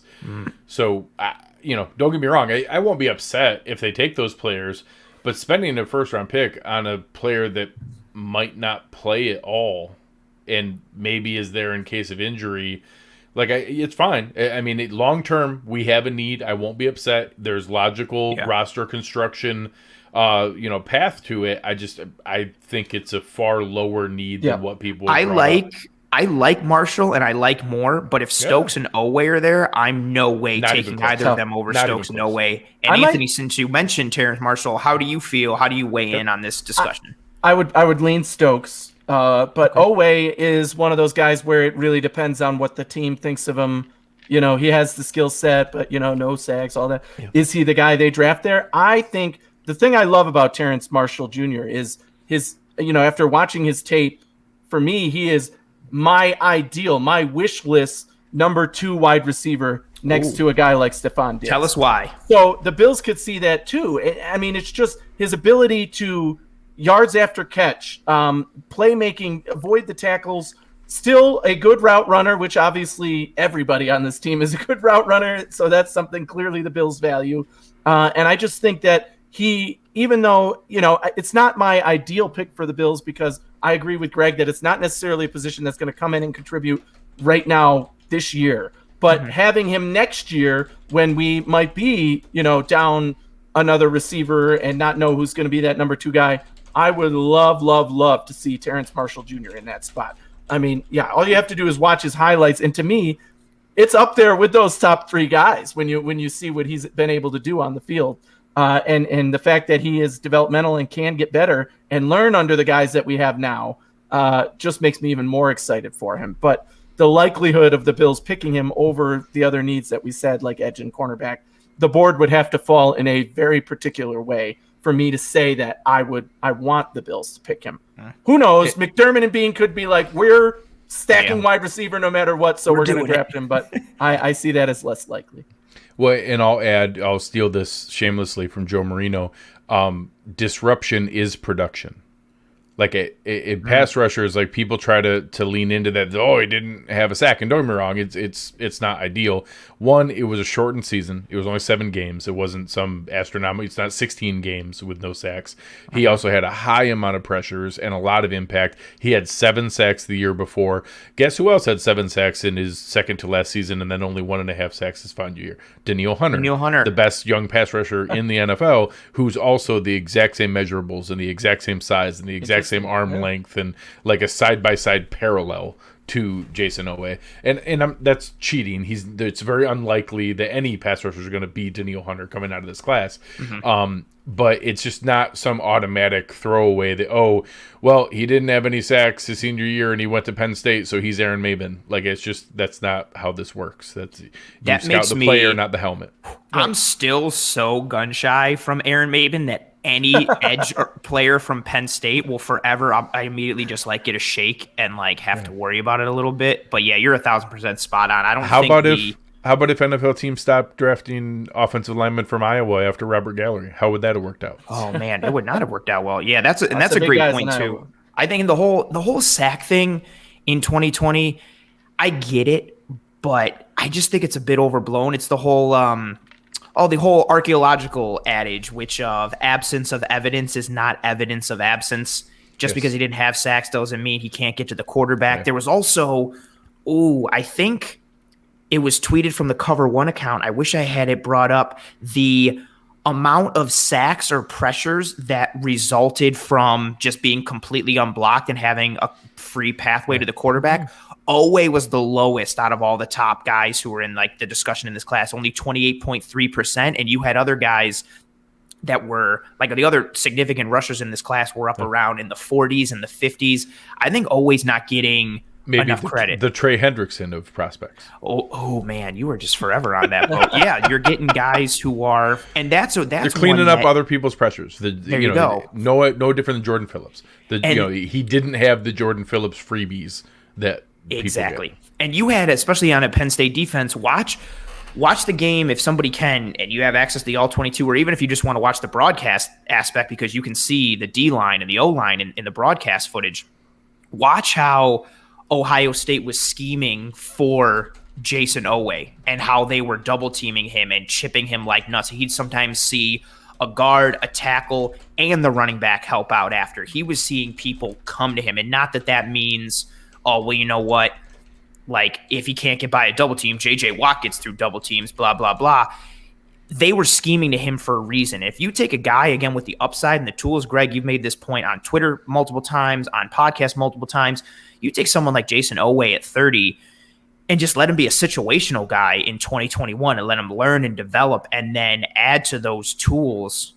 Oh, there you go, 28% for Owe, the lowest. Yeah, he's got – and I know the whole projection thing and the toolsy thing. It's going to relate into this next comment that I wanted to talk about. But I think the lack of sacks in 2020 for Owe is not indicative of the player that he is. I like him a lot. Also related to that, Zavin Collins, he's started to get some buzz in terms of – so he's all throughout the draft, he was more viewed as an off-ball linebacker. There were a lot of Bills Mafia who were clamoring for him to replace Matt Milano before we re-signed Matt Milano. And now there's been some dust that's been kicked up about the potential of just putting him outside. He's Lorenzo Alexander. Exactly. Let him be an edge rusher. And Eric Turner and I from Cover One were DMing all day about it, and then after our DMs, he started posting. Eric's gotten in several debates about Zavin Collins. I love it. He's jumping right in. I love it because I did the linebacker episode before we re-signed Matt Milano, and I definitely agree that he was the perfect replacement for Matt Milano. But guess what? We kept Matt Milano. So using him in a role other than that, I mean, he's got a skill set. he's not going to be a bad draft pick. Whoever gets him is going to get a great player, I think. But to the Bills, I kind of raise an eyebrow now when people are like, oh, they should still get Zavin Collins. I'm like, okay, but who else is on the board that you're going with Zavin Collins, a true linebacker in my mind, over and the argument we had about wide receiver, like I can see having somebody on ice because you have Emmanuel Sanders and Cole Beasley. We have a 22-year-old Tremaine Edmonds and a newly signed 4-year extended Matt Milano. There is no foreseeable path to major. I guess I am under the assumption that we haven't already decided we're moving on from Tremaine Edmonds. So short of us finding out very abruptly on next Thursday night that, apparently they're ready to move on from Tremaine Edmonds, I don't see that being the pick, even though he's a very nice player. Like, he's a good player. I also don't think we're going to pick Trey Lance if he falls to 30, even though he's a good player too. True. Because that's just not how Doesn't make sense. That's just not how you use first-round picks. I wish I could I was trying to find it on Twitter now, but Eric posted some great content earlier about, because he and I started talking about early in this morning. There you go.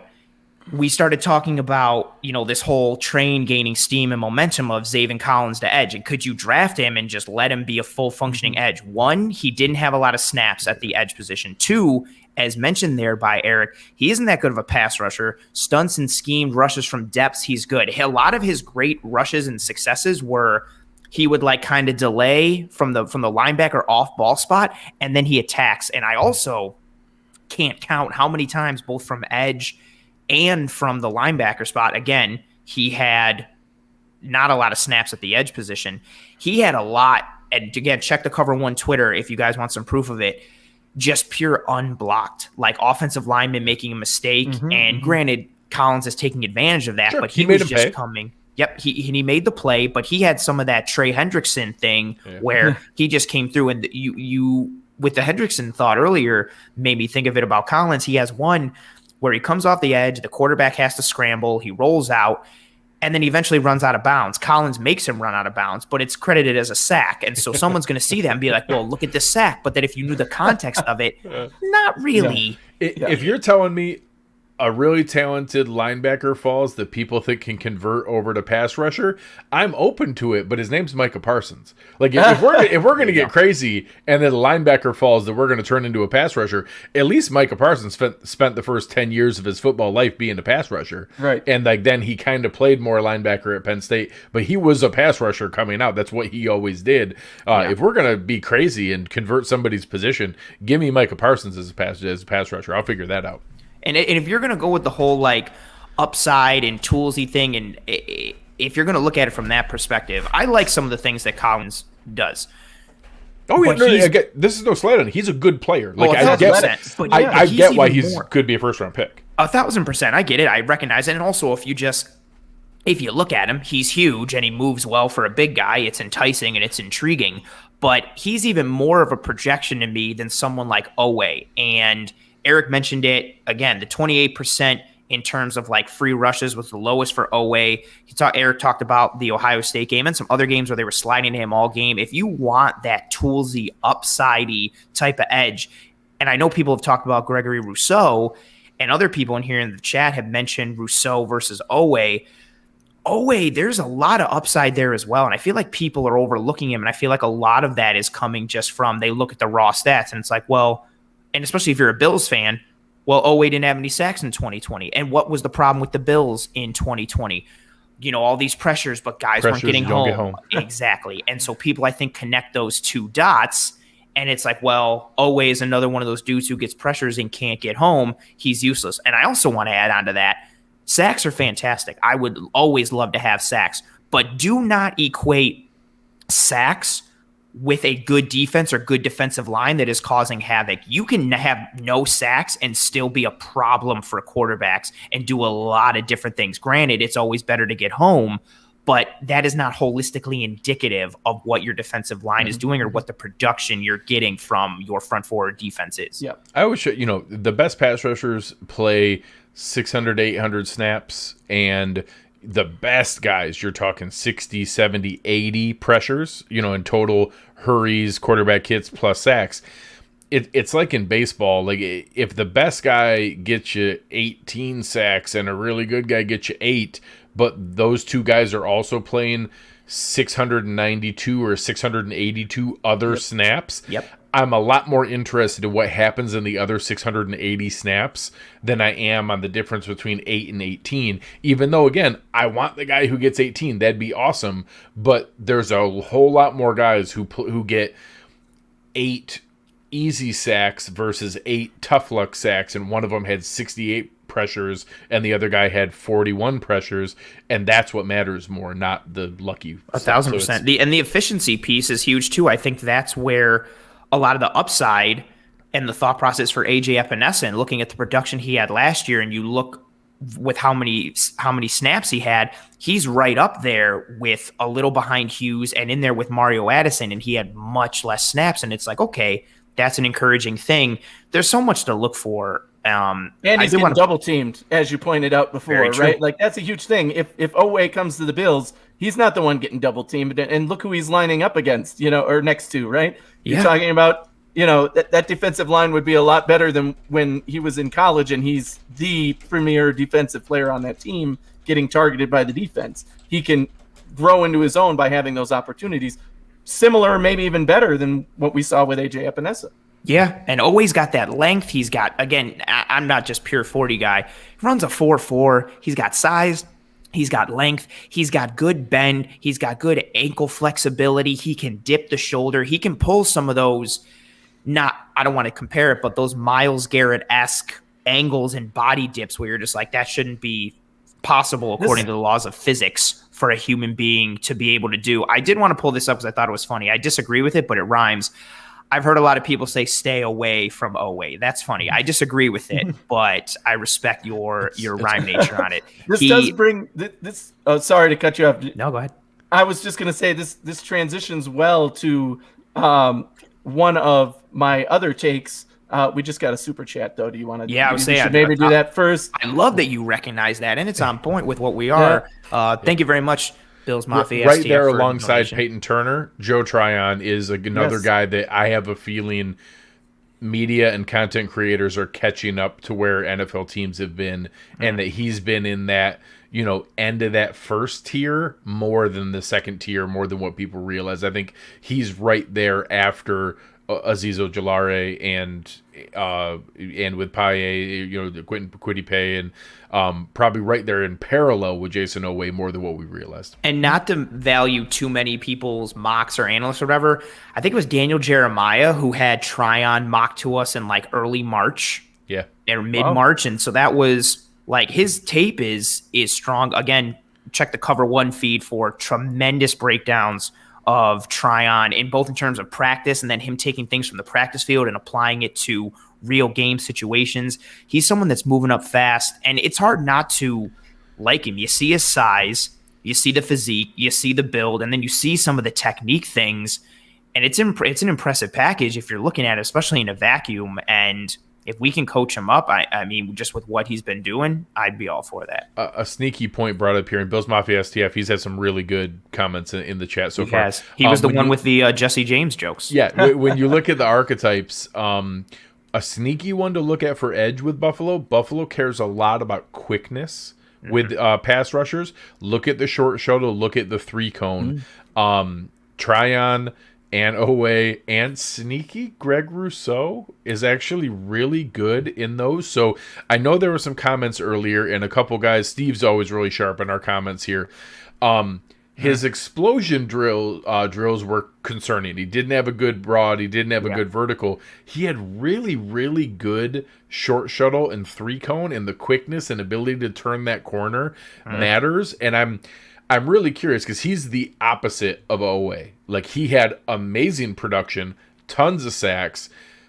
When he took the year off, he didn't expect this to be the conversation. When he opted out, it's because he was in everybody's top 5 going into this draft. He was the pass rusher coming into this draft, and now he didn't play, and now is falling. And, Joe Marino gave a good explanation of it last night, that he needed to see another year of development. There wasn't a lot of bad. It was just he needed to see more of that production and development. And then when you don't test awesome, it kind of lets people assume things. So I'm not on board with Rousseau at 30, but if he's a guy that falls, I've seen people pass on him at 61, and I'm like, God, like that's really special athlete. I was taking that low. And when you say top 5, like the whole like early 2020 mocks that were happening last offseason and in the fall, when Todd he was McShay like puts it out the day after the draft, he was top 5. Like top 5, not for his position, everyone, for the whole fifth draft. Pick in the draft. Yeah. Which is wild. And that's a very interesting point. There's something to be said for development and seeing a guy grow. And I certainly think the Bills are always all over that. Show me a guy who's improved from year to year, and I'll show you a guy who's higher on the draft board than somebody who's been more consistent for the Bills, just because they like to see that improvement, as would any rational team, I guess, but probably more likely to pick. We don't want improvement. Yeah, right. No ceiling. But still, I mean, that is certainly a good box to check, and he has now a blank next to that because he took the year off. But one of the things I was going to say earlier, one of the points I wrote down, one of the projections that I have is that the Bills will make a pick that surprises us all. Similar to last year when they picked a certain quarterback in the 5th round and we were all like, huh? You picked who? By the way, I'm still making that noise about that pick. Yeah, because I mean, it didn't make any sense to us at the time. And although Fromm spent the year doing God knows what with the binder not at the site, and we have no idea what he's going to be this year now that we have probably one of the best backup quarterbacks in the NFL. Trubisky. I still expect that the Bills are going to make a pick somewhere. Hopefully it's not one of the early picks, but one of the picks somewhere that we're all going to be like, wow, that's not a position or a player I thought was going to be on the board. You just inspired a hot take. 2022 5th-round pick plus Jake Fromm for Zach Ertz. Woo, I like it. Eagles need a backup quarterback. You know, hey, boom. Everybody's happy. They're the quarterback factory, right? Howie Roseman said it. Yeah, we all win. Please, I'd take that all day because that pick still doesn't resonate with Bills fans very well, I think. But yeah, I think just having that surprise pick. So for me, like a Zavin Collins in the 1st round, that's one that would make me tilt my head and go, okay. Like I just don't see that. I mean, I think there's a lot of these guys where if they're that talented and they do start to fall, then trade up for them in the 2nd round, because I think that is 2nd and 3rd rounds have always been the sweet spot. I think I've been saying for over a year now that what I really want this year is 3 2nd-round picks because of COVID. Like, give me those 3 2nd-round picks, and I think I'll give you 3 quality players who are going to contribute on this Bills team this year. And that kind of ties into one of my last points that I was going to make, which is at least 3 day 2 draft picks for the Bills. At least 3. I would love to have 4 or more, but if they either trade down in that 1st round from the 1st round pick, trade or down they're going to trade back up. That's the combo. Yes, exactly. And that gives you all the ammo you need. Give me 3 2nd-round picks and I'll be in heaven. I don't even care if one of them is a running back at that point. That example that I did before when I talked about the exercise I did with the Eagles, I traded down to 37. I ended up picking Asante Samuel Jr. at that spot at 37. Yeah. I love you for that. I got a 4th-round pick. I got their 123 pick as part of the package. I ended up getting their 84s for 93 swap. I moved up a little bit there. Right. Okay. But then I took 123, which is a 4th-round pick, one of our 5ths, one of our 6th, and I moved back up to the end of the 3rd round, and I ended up with 2 seconds and 2 thirds and was able to accumulate more and get additional players in that combo. And it ended up, working out the way that we were looking for, but it's tough. In that exercise, I got Wyatt Davis at the end of the 2nd at 61. Definitely somebody I'm targeting. I ended up getting Hamza Nasruddin at 84 and then Tyler Shelvin. So in the example I talked about before, but I didn't get an edge. I didn't get an edge player. So it ended up kind of the way that it worked out. You're not going to be able to hit every hole. And then my proposal was, don't worry, as soon as the draft ends, I'm going to call Melvin Ingram. I was just about to say, call my guy Melvin Ingram. I've been on that train too. So I think that's the kind of combo. There's going to be, to your point, a surprise pick that we're not ready for. Yep. A position that we all think is dead certain that we're going to get picked that doesn't. And then they're going to try to fill that in afterwards with a free agent signing. So they still have some moves to make. Quick question on that. I've been on the Ingram train. I would love him to be here. I think he's the guy I wanted to target. We had that conversation on an earlier show. But do you think we have enough cap? Can they still work the cap if they trade for Ertz and try and sign a guy like Ingram, granted, we don't know what he's asking for at this point, but I would say $5-6 million a year. Greg, do you know anything about the salary cap? I've dabbled a touch. So yeah, my grown adult son, Tyler Shelvin. So I realistically, technically, yes, they absolutely could. There are moves they can make. There are additional moves that they can make. They can do a team-friendly extension for Jerry Hughes. They can do an extension that reduces the current year for Diggs. They can restructure Deion Dawkins' contract. All three of those, you can create about $13 million. I don't think they do all three of them. The easiest one is what they did with Trey White. You do that with Deion Dawkins. There's no chance we're releasing Deion Dawkins in the next 3 seasons. Yeah. So there's no real threat to doing that. That one's a free roughly $5 million. So you can do one of those moves like with no harm whatsoever, no change. So you can do, if we signed to Melvin Ingram, I think we would do a 1-year deal, super similar to Emmanuel Sanders, where it's 1 year for $6 million, but you do a void year or 2 that reduces his cap hit for this year down to $3.5, $4 million. You do the Deion Dawkins restructure, you fit it in. If you traded for Zach Ertz, it's technically $8 million right now. You would immediately do a restructure with probably a year or 2 extension in that like 2 years, $6 million a year range that tight ends are getting right now. And then you restructure some of his numbers. It turns it into like a 3-year, $20 million deal where it's like $4 million this year and then closer to, $7 or $8 million the next 2 years where we can afford it more. And you do the restructure for Dawkins. If you did both, you'd have to do something with a Jerry Hughes or a Diggs, or there are no surprising cuts. We don't have anybody to cut to do. There's nobody Josh out Allen. there. They already took care of all that. Anyone who would have been already did a pay cut restructure that there's no more financial benefit. It doesn't help us to cut Star Lotulelei. It doesn't help us to cut Vernon Butler. It doesn't help us to cut Mitch Morris or Mario Addison or any of the crazy guys that people throw out there. There's no one else left to do that. We've squeezed every piece of fruit. Even just hearing you say that makes me feel better, because that mock draft, I think I commented on it and said, I'm all for this. Sign me up. This is my favorite mock draft scenario right now. And knowing that because we missed on edge, and that was one of the positions that, obviously a lot of us want to target. Yeah. If we could bring in Ingram after doing that, sign me up. I'm done. Oh, yeah, no, that would be fantastic. Fantastic. There's a lot of moving and shaking possibilities. I've been I think somebody legit falls to 30, so I would like to use that 30, but it's been in my head ever since. Greg, I think I know you posited this theory, and then I think you actually made it work in the Draft Network simulator. I love the idea of trading away and coming with like 5 picks in the top 100. Yeah. Like that value would be tremendous. And Aaron I can walk through what it would need is 2 teams. It's either the Cowboys or the Chargers. So the Cowboys have picks at 44 and 75. The Chargers have picks at 47 and 77. Mm-hmm. Those are about equal with our pick at 30. So, depending on who's falling that they're really hot about, maybe you get a little extra juice at the end there and some other pick swap somewhere. But realistically, you can immediately get 2 for 1. So you have 2 day 2 picks for moving down from 30. And now all of a sudden we have 44, 61, 75, and 93. Then you take the 2 5ths and the 6, those ones, and you move back up for something like that you would target either a Seattle who only has 3 picks or the Rams who only have 5 picks. The Rams at 103 was the target I did in our simulator.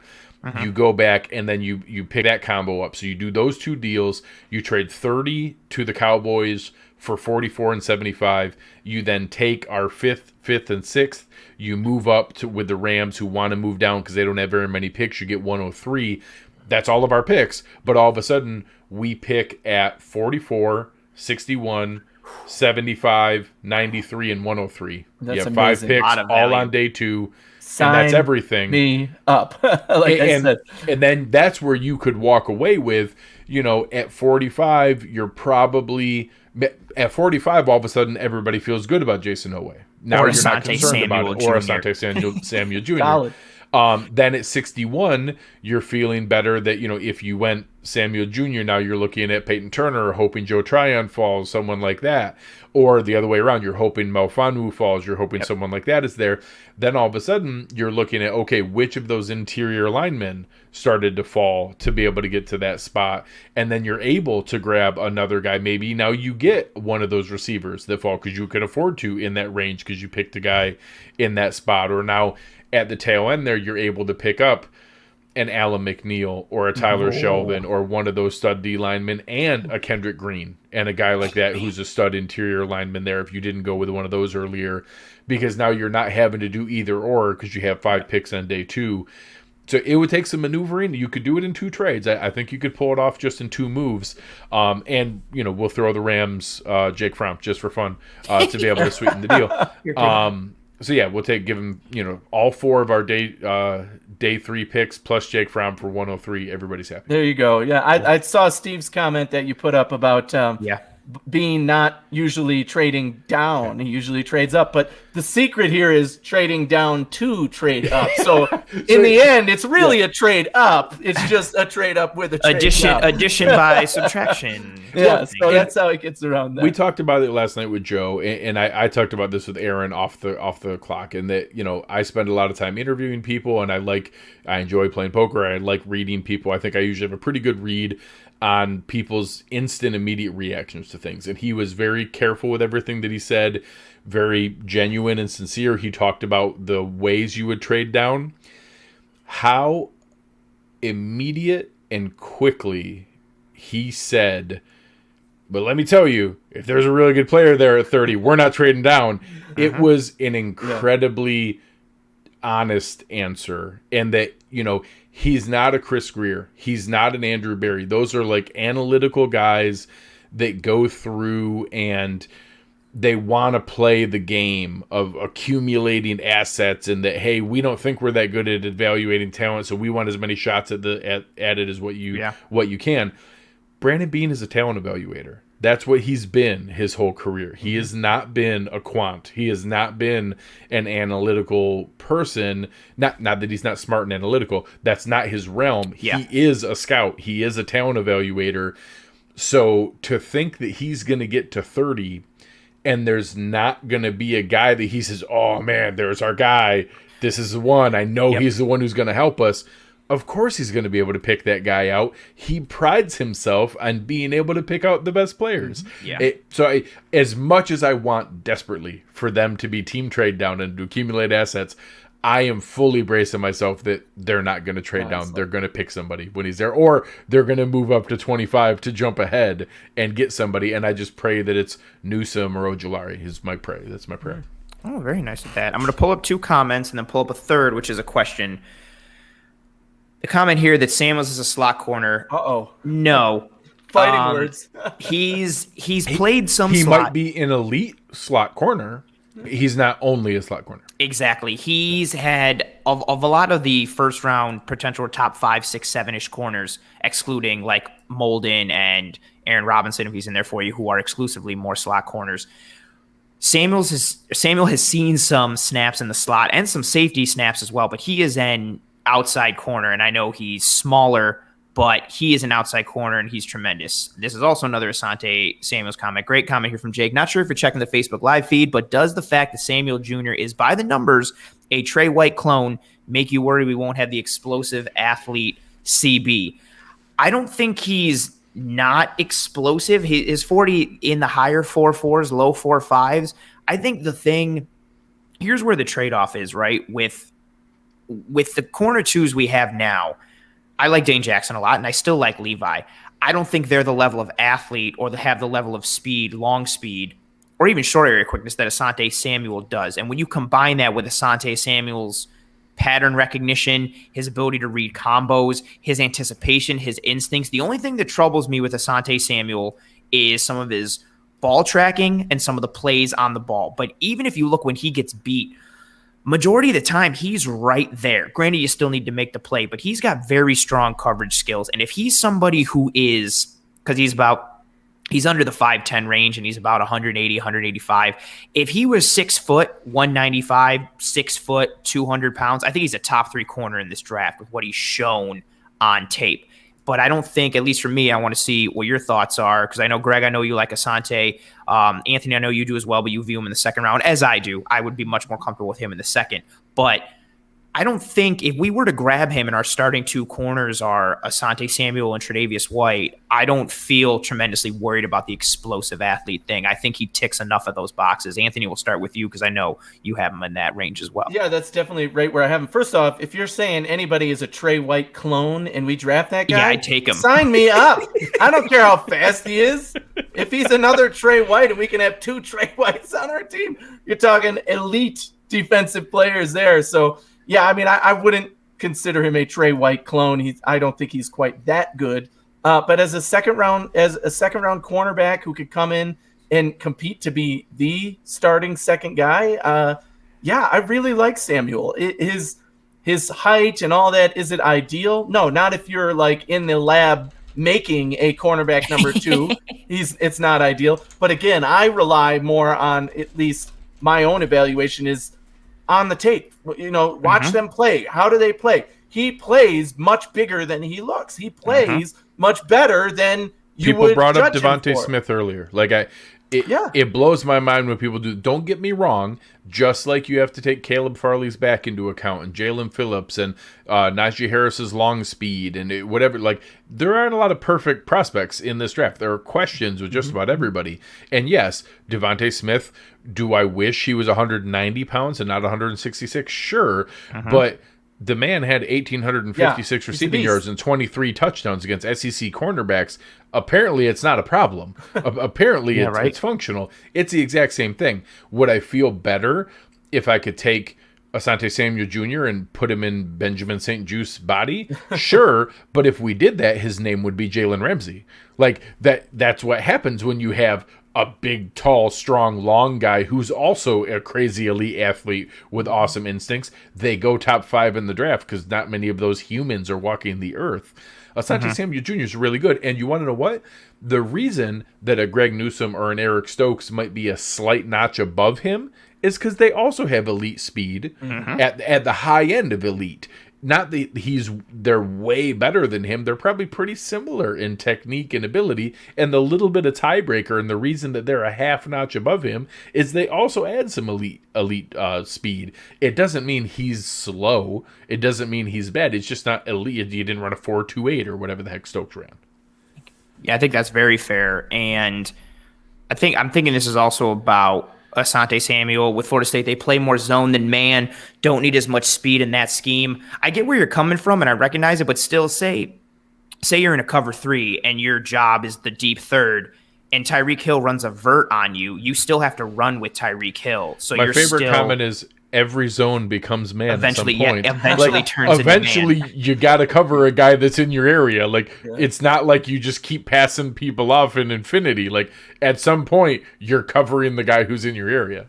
1,000%. And thank you very much, William. He said he really likes the show. I appreciate that. I wanted to pull this comment because it's related to the trade down aspect. And Greg, I know you and Aaron talked about it last night. Aaron made a good point with it. Eric here asks how many picks make the roster, and that's a very realistic thing to look at when we're talking about the Bills draft, because 2 picks. There you go. Like, the Bills have now hit a spot where it still feels weird saying it. There's a lot of depth and ability on the Bills roster, and so you're looking at it. Aaron mentioned it last night on the show. Like, if the Bills use all their draft picks, are we really sit here and going to say like 6, 7 rookies are going to make the Bills roster? Like, that doesn't seem like a likely thing. So if you can acquire more high-end picks, whether it's 4 or 5, especially if they're on day 2, you increase the quality and you increase the odds that they're going to make the team, because potentially these 5th, 6th, 7th round picks, now that the Bills have acquired so much depth over the years in the McBean administration, now we're potentially talking about guys who maybe kind of have a shot to make the roster, but it's not really realistic now because of the depth.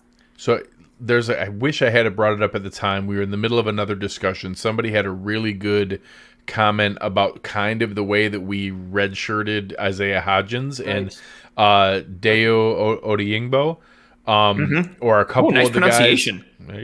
guys. Or who's the other one who we talked about earlier who tore his ACL? Andrew Sisko is another one. There are a handful of guys that I'm open to kind of a draft and stash strategy that because we're not 100% they can make the roster, but we love their upside and long term, that we take them and, oh, hey, you need to be on the IR for now. We'll figure it out later. And then, oh, hey, Isaiah, you didn't play it all this season. Tough luck. We'll see you next year. And then all of a sudden we can stash players. I'm very open to that, especially day three. Yeah. If you see some talented injured guys start to fall, and we need to be honest about this with ourselves, you have to realize some of those picks become Bryce Love, because I wanted to do that with Bryce Love when he was coming out, and the Washington football team just released him because he's never going to pan out. And they did it for 2 years, and he was on the IR for 2 years, and they released him because he just isn't going to make it back. So that's the risk.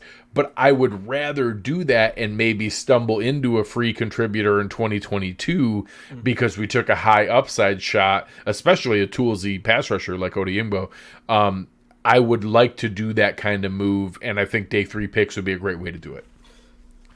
Yeah, my initial take on, because the original question we were talking about here is how many make the roster. It's obviously going to depend on the position, but it's all about the cut down, right? So who are you cutting down? I was going to say the same thing Greg said about the practice squad and the elite use of the practice squad, especially if they keep the same rules that they did last year where you can protect some players. It's supposed to be likely. There was words saying that like the teams really like that, and they're probably going to keep that for this year. And it makes sense in a lot of ways because you can stash some of those guys who aren't quite ready to make the roster, either because you have a guy there or they're still developing, that you can protect on a weekly basis and say, we don't want another team to pick them off our practice squad, as it was open season on practice squads just 2 years ago.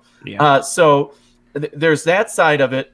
But also, if we draft the 7 picks we have now, I don't think that's the case. I think maybe 5 or so out of 7, maybe 5 have a chance to make the opening day roster. But the harder decision, and some of that might be, okay, we've signed a bunch of these depth offensive linemen. They're not all going to make the roster. It's more of a competition. Whichever one of you is the best is going to be there. The other guys will trade you for an extra 5th-round pick, as Bean always works his magic, right?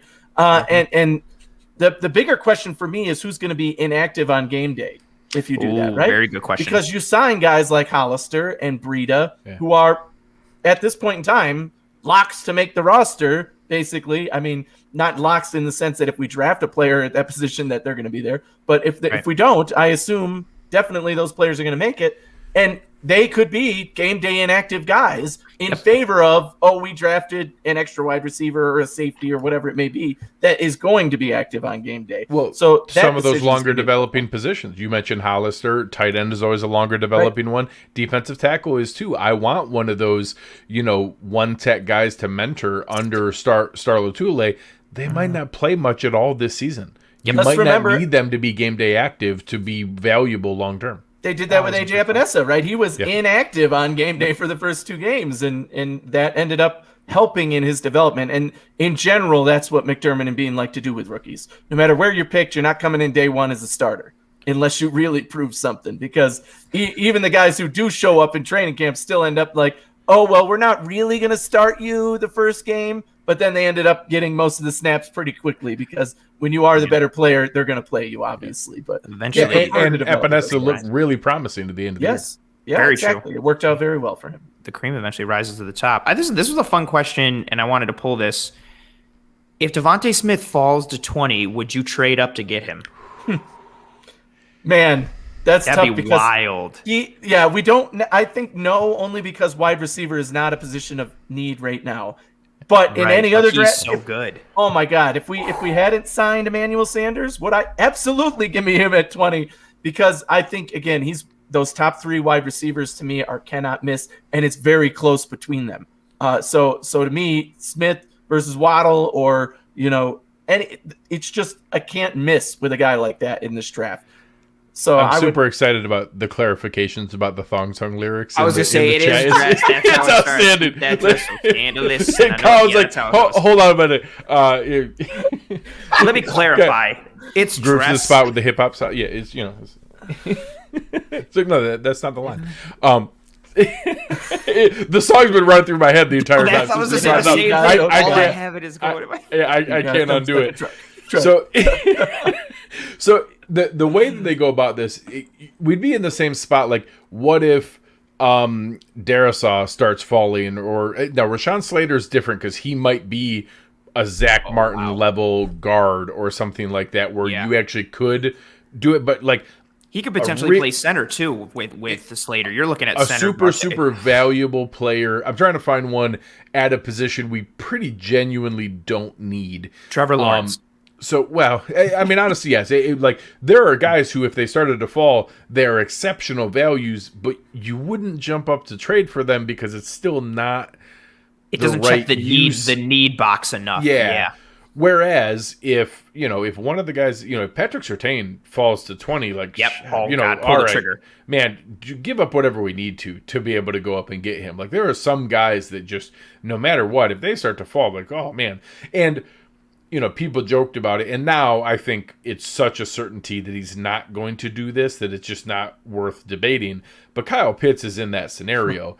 If Kyle Pitts got to, somehow got to pick 16 or something like that, if you told me we had to give up next year's first to go get Kyle Pitts, like yes. I would.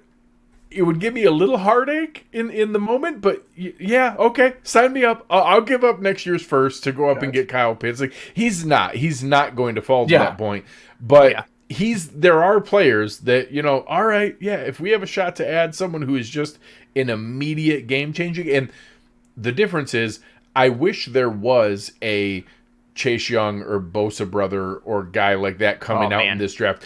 That's the spot I would mortgage huge swaths of the future to go get is that game-changing pass rusher.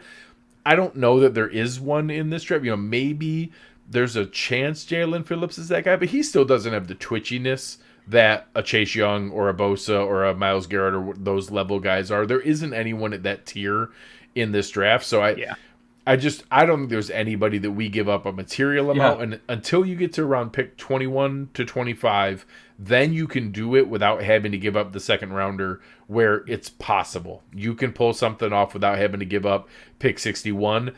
Once you get past that line, I'm open to it. I don't want to trade up, but again, if we get to the point where everybody's gone and Newsome and Ojulari are both there, and then one of them go and they want to move up because, hey, now the top 5 corners went and the top 3 pass rushers went, and Ojulari is the last guy out of that tier of the top 9 pass rushers and cornerbacks, and he's not going to make it past that gauntlet in front of us. Okay, move up and get one of them. It's specifically those 4 teams right in front of us, right? Yes. Baltimore, Cleveland, New Orleans. They could all pick the same exact guys that we're looking at. So, so I think that is the sweet spot. Kyle Pitts is an anomaly in this. I mean, on Tuesday, I got some slack on the Hoof Live for saying that, look, no matter where he goes, he's going to be an elite player. I think Atlanta needs to pick him at 4, and if they don't and they decide to go quarterback, it's the wrong move. Kyle Pitts is the best player in this draft, the most sure thing. I think he comes in this year, and he competes for Offensive Player of the Year in his first year. He's that damn good, and I think he translates that well. I don't care which quarterback is throwing him the ball. As long as you get the ball to him, he's going to be that good. Having him there, I think he is the Julio Jones replacement. Exactly, yeah. I think he's that kind of player. They still have Calvin Ridley. They still have weapons. You still have Julio Jones right now. Yeah. Long term, he's that caliber of player. He's ridiculous to watch, and especially in some watching. There's been so many good corners coming out in this draft, but watching the Georgia tape and seeing Campbell go against him in Stokes, and then the South Carolina tape, that's honestly what J.C. Horn was one of the first prospects I scouted, and I was so pumped to watch him go against Florida because there were so many games where he was matched up one-on-one with Pitts, and Pitts still did his thing, but that's what got me on the J.C. Horn train a little early because I was like, this guy kind of did as good as I think anyone in college could do against Kyle Pitts. I need to watch more film of J.C. Horn. Kyle Pitts is just unbelievable when it comes to his ability, and I like those takes there, and those are kind of draft prediction related. Anthony, with you saying he could potentially, if Kyle Pitts falls to somebody's holding, I love this. That's super great. That's great. That's fantastic. I mean, those are some bold statements, but that's the type of talent level that he's got. He really is, especially if he goes to Atlanta, which again is where I think it's a shame. If he falls to 5, it's an absolute shame. He needs to be picked at 4. I'm going to be livid if he makes it to Miami. I'm going to be livid. Pissed, dude. I'm going to be so furious. Pissed. That's worst case scenario. We do not want him. Go to the NFC, have a great time, be offensive player of the year. Do not far. So now we have to play Atlanta once this year. That's fine. We'll deal with it. That's a very interesting proposition as we start to wind down here. First of all, I pulled up the comment earlier. Ron, I love you that you love the marathon levels that Disguise Coverage goes to with these 2-hour episodes. Greatly appreciate you for that. We tend to do that here. Greatly appreciate it.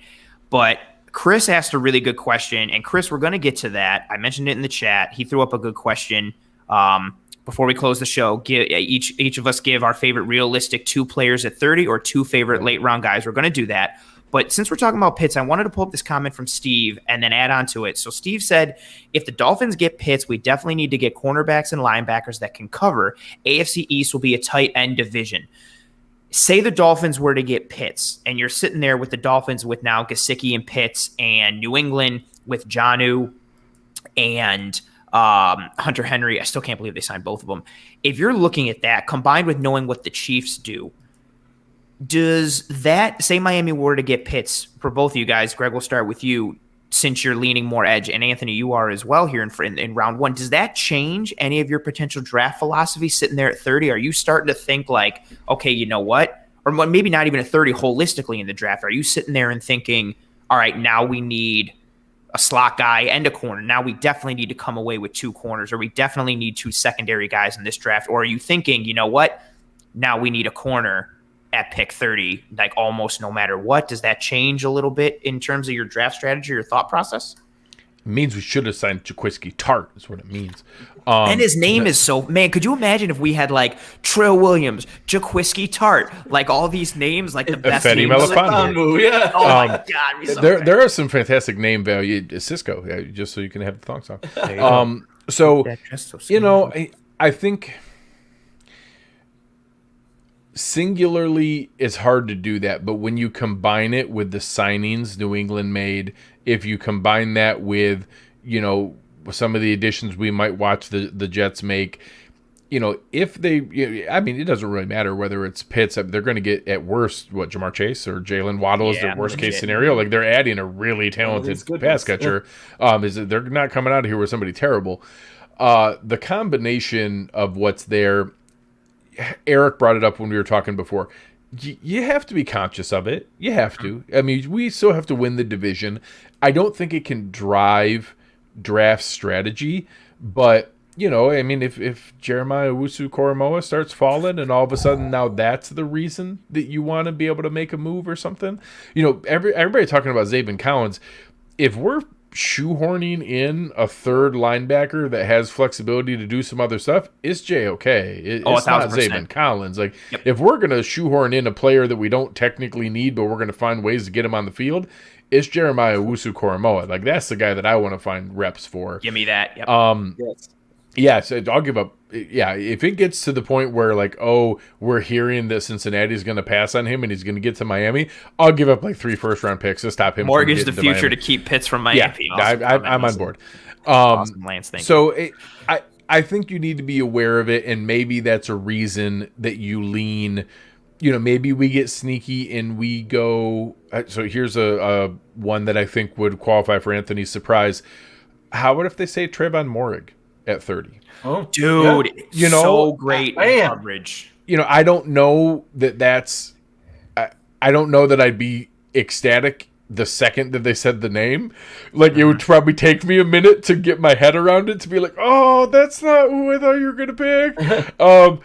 But you know, hey, maybe that's the answer to that. Is that, hey, the Dean Marlowe replacement is actually a huge Dean Marlowe upgrade, and now that's maybe the guy who's the long-term replacement for Taron Johnson because we're going to go with 3 safeties instead of 3 cornerbacks. You know, I think it's possible. I don't think you let it drive what's there. I think it's one of those things that it's a tiebreaker if you don't have an obvious, hey, there's only one guy left in this tier. We're picking amongst 5 guys in the next tier. Maybe it's a tiebreaker. Yeah, I think the big thing to keep in mind here is that Bean and McDermott are always 10 steps ahead of whatever we're saying, right? So they're very well aware that New England just signed 2 very good tight ends. They're very well aware that New England is probably going to play those 2 tight ends in 2 tight end sets against us. So they've already started assessing this. I don't think it changes your plans at 30, right? It might be if JOK is available at 25, that's the guy we trade up and get instead of a Kwity Paye or whoever else you might want in that position that would still help this team. It's now JOK because you want that guy. Now, what it does for me is in that they've evaluated 1 million players, right? Let's say like a Hamza Nasruddin. I love him. I think 3rd round, wow, yes, please. 2nd round at 61, okay, not bad.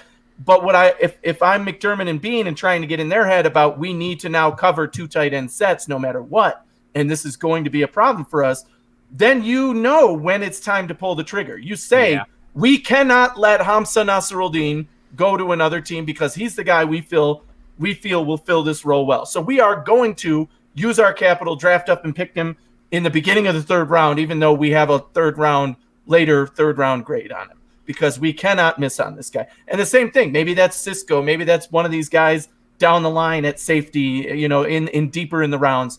But they certainly have had that conversation of, look, we need to cover these 2 tight ends. What would be our ideal scenarios for guys that we have on this roster and guys that we can pick up in this draft, and who can we not miss on? And that'll be the conversation at the pick of 30 too. If we're debating between a cornerback and this guy, we can get a cornerback. That one up for a second, Anthony.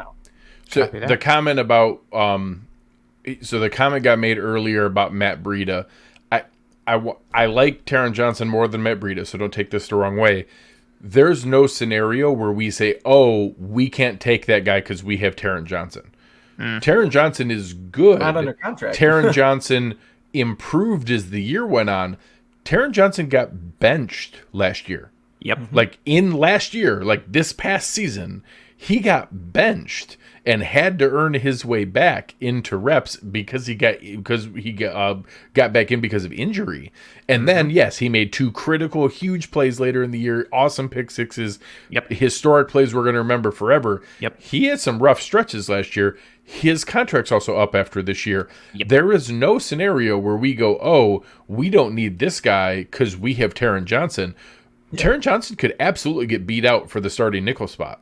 Like that, absolutely. They could pick hell, if they decide that Trayvon Moehrig is the guy at pick 30, it's because Terrence Johnson doesn't have a starting spot anymore. And Trayvon Moehrig is now our starting nickel. And he's going to be there. It just is going to be more of the Dean Marlowe 3rd safety style rather than there. And now Terrence Johnson would be more dime looks or in those kind of sets. So I don't think Hamza Nasruddin is on that level. I don't think Andrew Cisco is on that level. I don't think the Richie Grants and there are other guys who are in that kind of middle phase. So I don't know for sure that all of those guys can bump Terrence Johnson out of a role.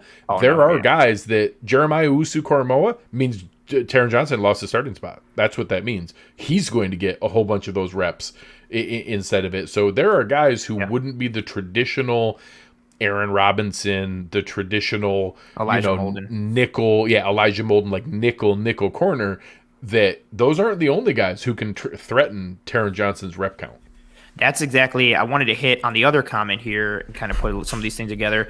When we were talking about Owusu-Koramoah, the comment here was he doesn't have a path to the field, though he's not really a nickel. I understand that, but he kind of functions in that nickel role. If you watch the Owusu-Koramoah tape and you put him in that box/slot area, he is almost... Didn't he play more snaps outside of it than in? Correct. He is, that's when, so Eric Turner and I did the breakdown on him early in the draft season. He was my number 1 target going into this draft offseason, mainly because I thought Matt Milano wasn't coming back. Correct. So my number 1 thing was give me Owusu-Koramoah. And then when we did the film breakdown, it was like, wow, this guy's tremendous in coverage. Exactly. Terrence Johnson did get benched for Cam Lewis. ... Good Lord.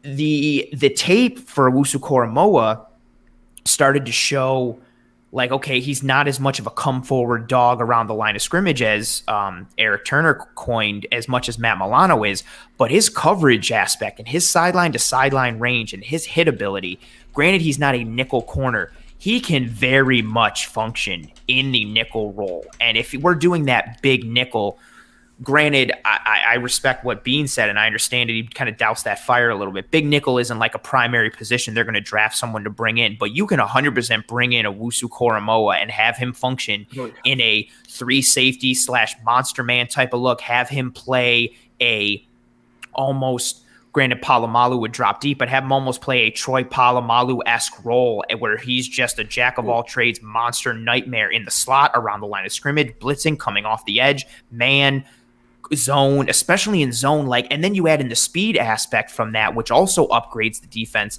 He does have a path to the field, and there's a lot of ways he could go with that. Well, and the way that you look at him is he doesn't play big nickel. That's not his position. He's a linebacker. He's in the linebacker room. He goes to the linebacker meetings. The difference is you don't need to sub him off the field. When you stay in base, he's not a liability. Yes. Like an AJ Klein, where you're not as obligated. We play nickel as a base defense because of our personnel, because we don't have a third guy, not because, our strategy is that nickel is the base defense. It's that's our best 11 guys. That's how you get the best 11 guys on the field. Terrence Johnson's better than our third linebacker, so he plays more. Like, that's how that works. If we have a different guy, I want a guy where I get into this with Eric, because Eric is very specific about the players and that big nickel's not a thing, and that, it gets overplayed. What I want is, I don't care what you call it.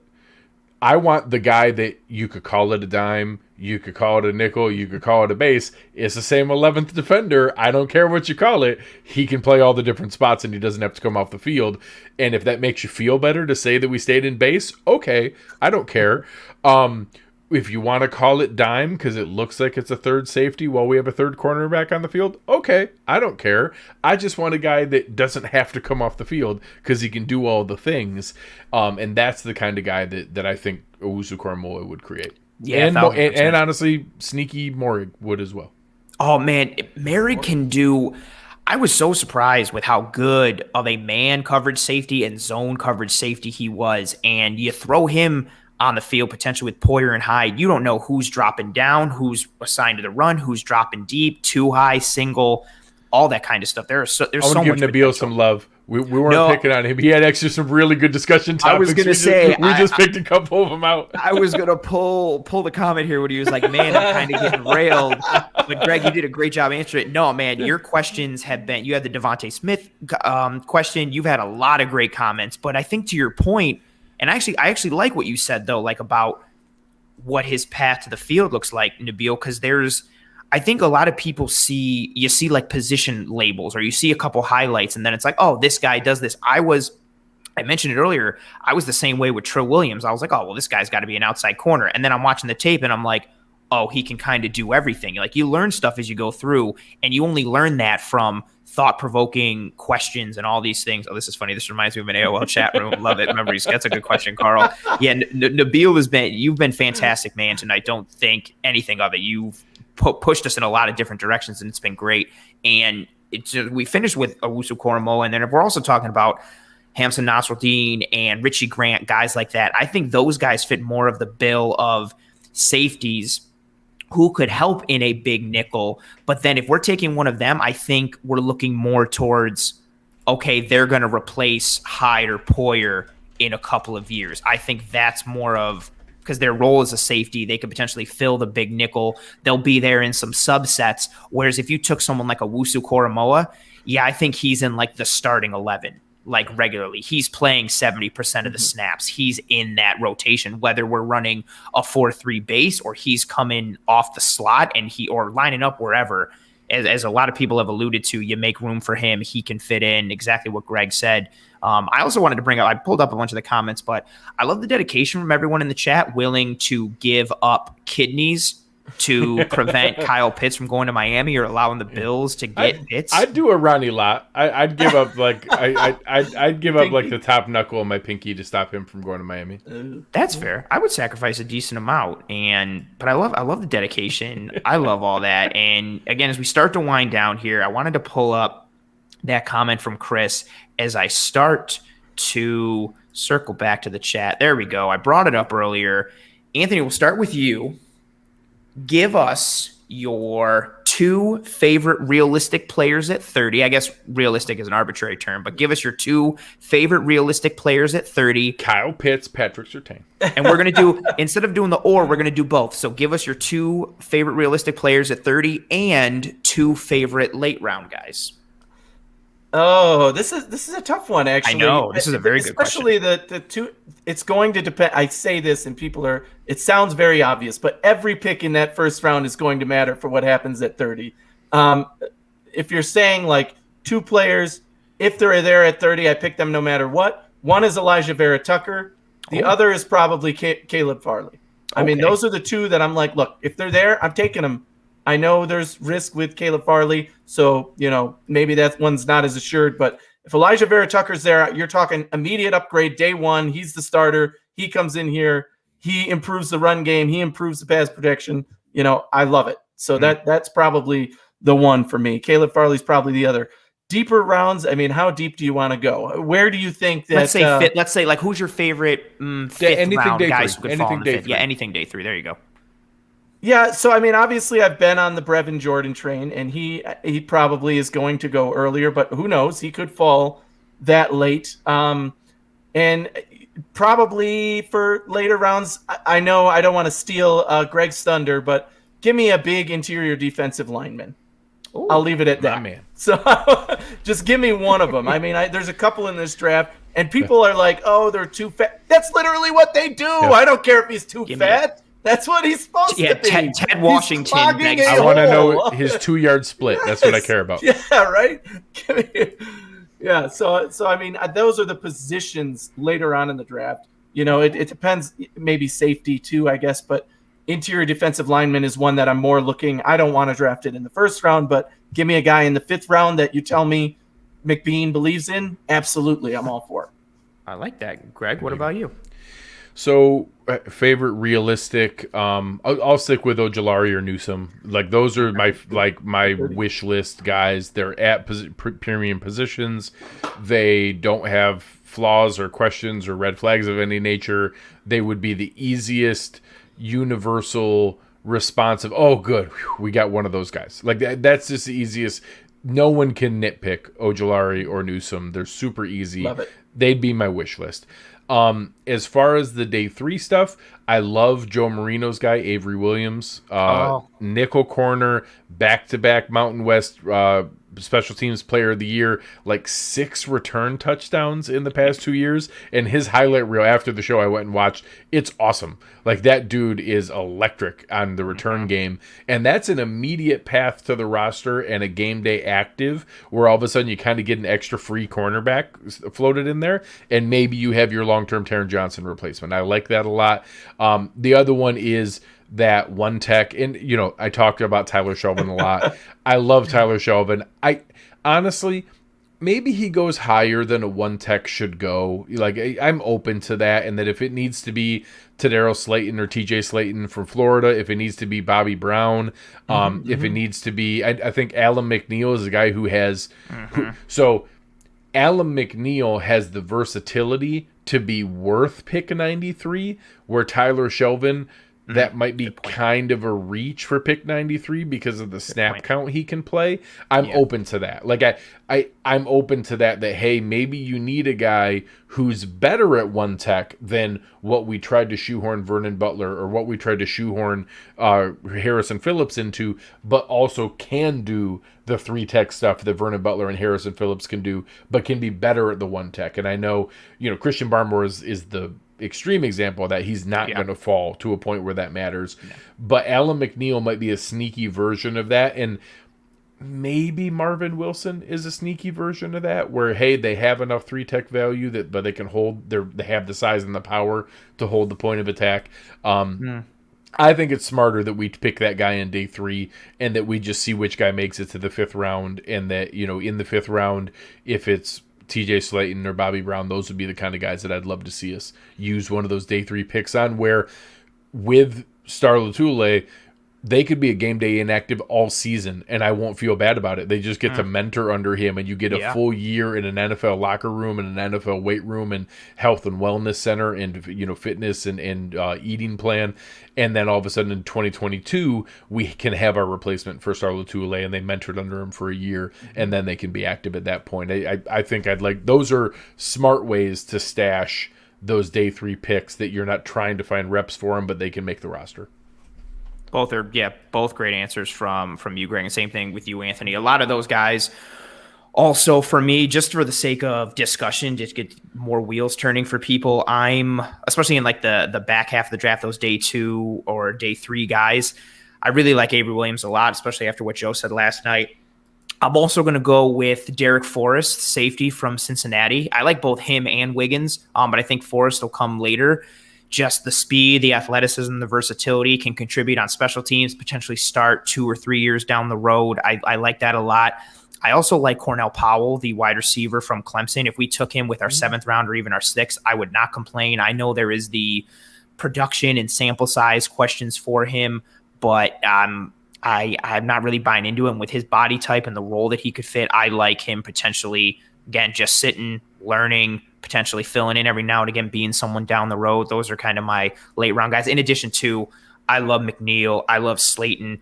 Avery Williams is fantastic. And then if we're looking earlier in the draft, my favorite realistic thing is one of the top corners falling. Favorite would be Greg Newsome. Again, if Greg Newsome falls, you can be on the show, everyone. I will be screaming into the mic, the camera, out the window. Anyone, I will be yelling, hoping that they could hear me in Cleveland, and then it will matter to them, or hear me in the Bills war room at Ralph Wilson / Rich Stadium / the Highmark, whatever you want to call it. I will be screaming for Greg Newsome. I also think, not to piggyback, I think Ojulari is the best realistic edge option. I don't think Kwity Paye is going to last. If Ojulari is the top on people's boards, combining production and upside, he's the most realistic there. But Greg Newsome is tops for me. I really want a corner. I like the day 2 guys. Again, Asante Samuel's my favorite corner in this draft, but I would rather have Greg Newsome. And if he somehow fell, oh man, I will be yelling. And I love the support here. Me too, Ann. I will scream in a super chat. Thank you so much. Yeah, I will be yelling my face off. Why don't we tell the folks from a schedule standpoint what to expect next week? I think that'd be a good final way to wrap things up here. So we will be live here on Disguise Coverage next Thursday night, live here for the draft. We will be releasing what time we'll be going live in terms of when we'll be going and what we'll be covering. But I'm going to be honest. I'm going to say it in the promo for the tweet. I'm going to say it on social media. We know how it's gone for a long time as Bills fans. Even now that the Bills are good, you know that you're not going to get any analysis on your ESPN or your NFL Network for whoever the Bills pick. You're not going to get any of it. So you need to come to Buffalo Bills content creators. And when it comes to anything with the Buffalo Bills, Cover One is the best in the business. I don't care what you're looking for. We are the best day in and day out. Social media, podcasting, content, analysis, film breakdowns, anything like that. So when we release that information of when we will be going live next Thursday for Disguise Coverage, which I will be hosting, and we will have several guests lined up, including many of our Cover One team, you guys need to join us. You guys need to be riding with us. And then day 2, I don't know. What do we have? What do we have planned for day 2? I wonder. Friday night, day 2. We will have myself. I think Anthony may be joining there as well. Zach Hicks, Russell Brown, a lot of our draft analysts jumping on, being able to have a good time. And that we're going to be with you all the way through the draft. So we're going to have a lot of our normal shows leading up. We'll have the Hoof on Tuesday.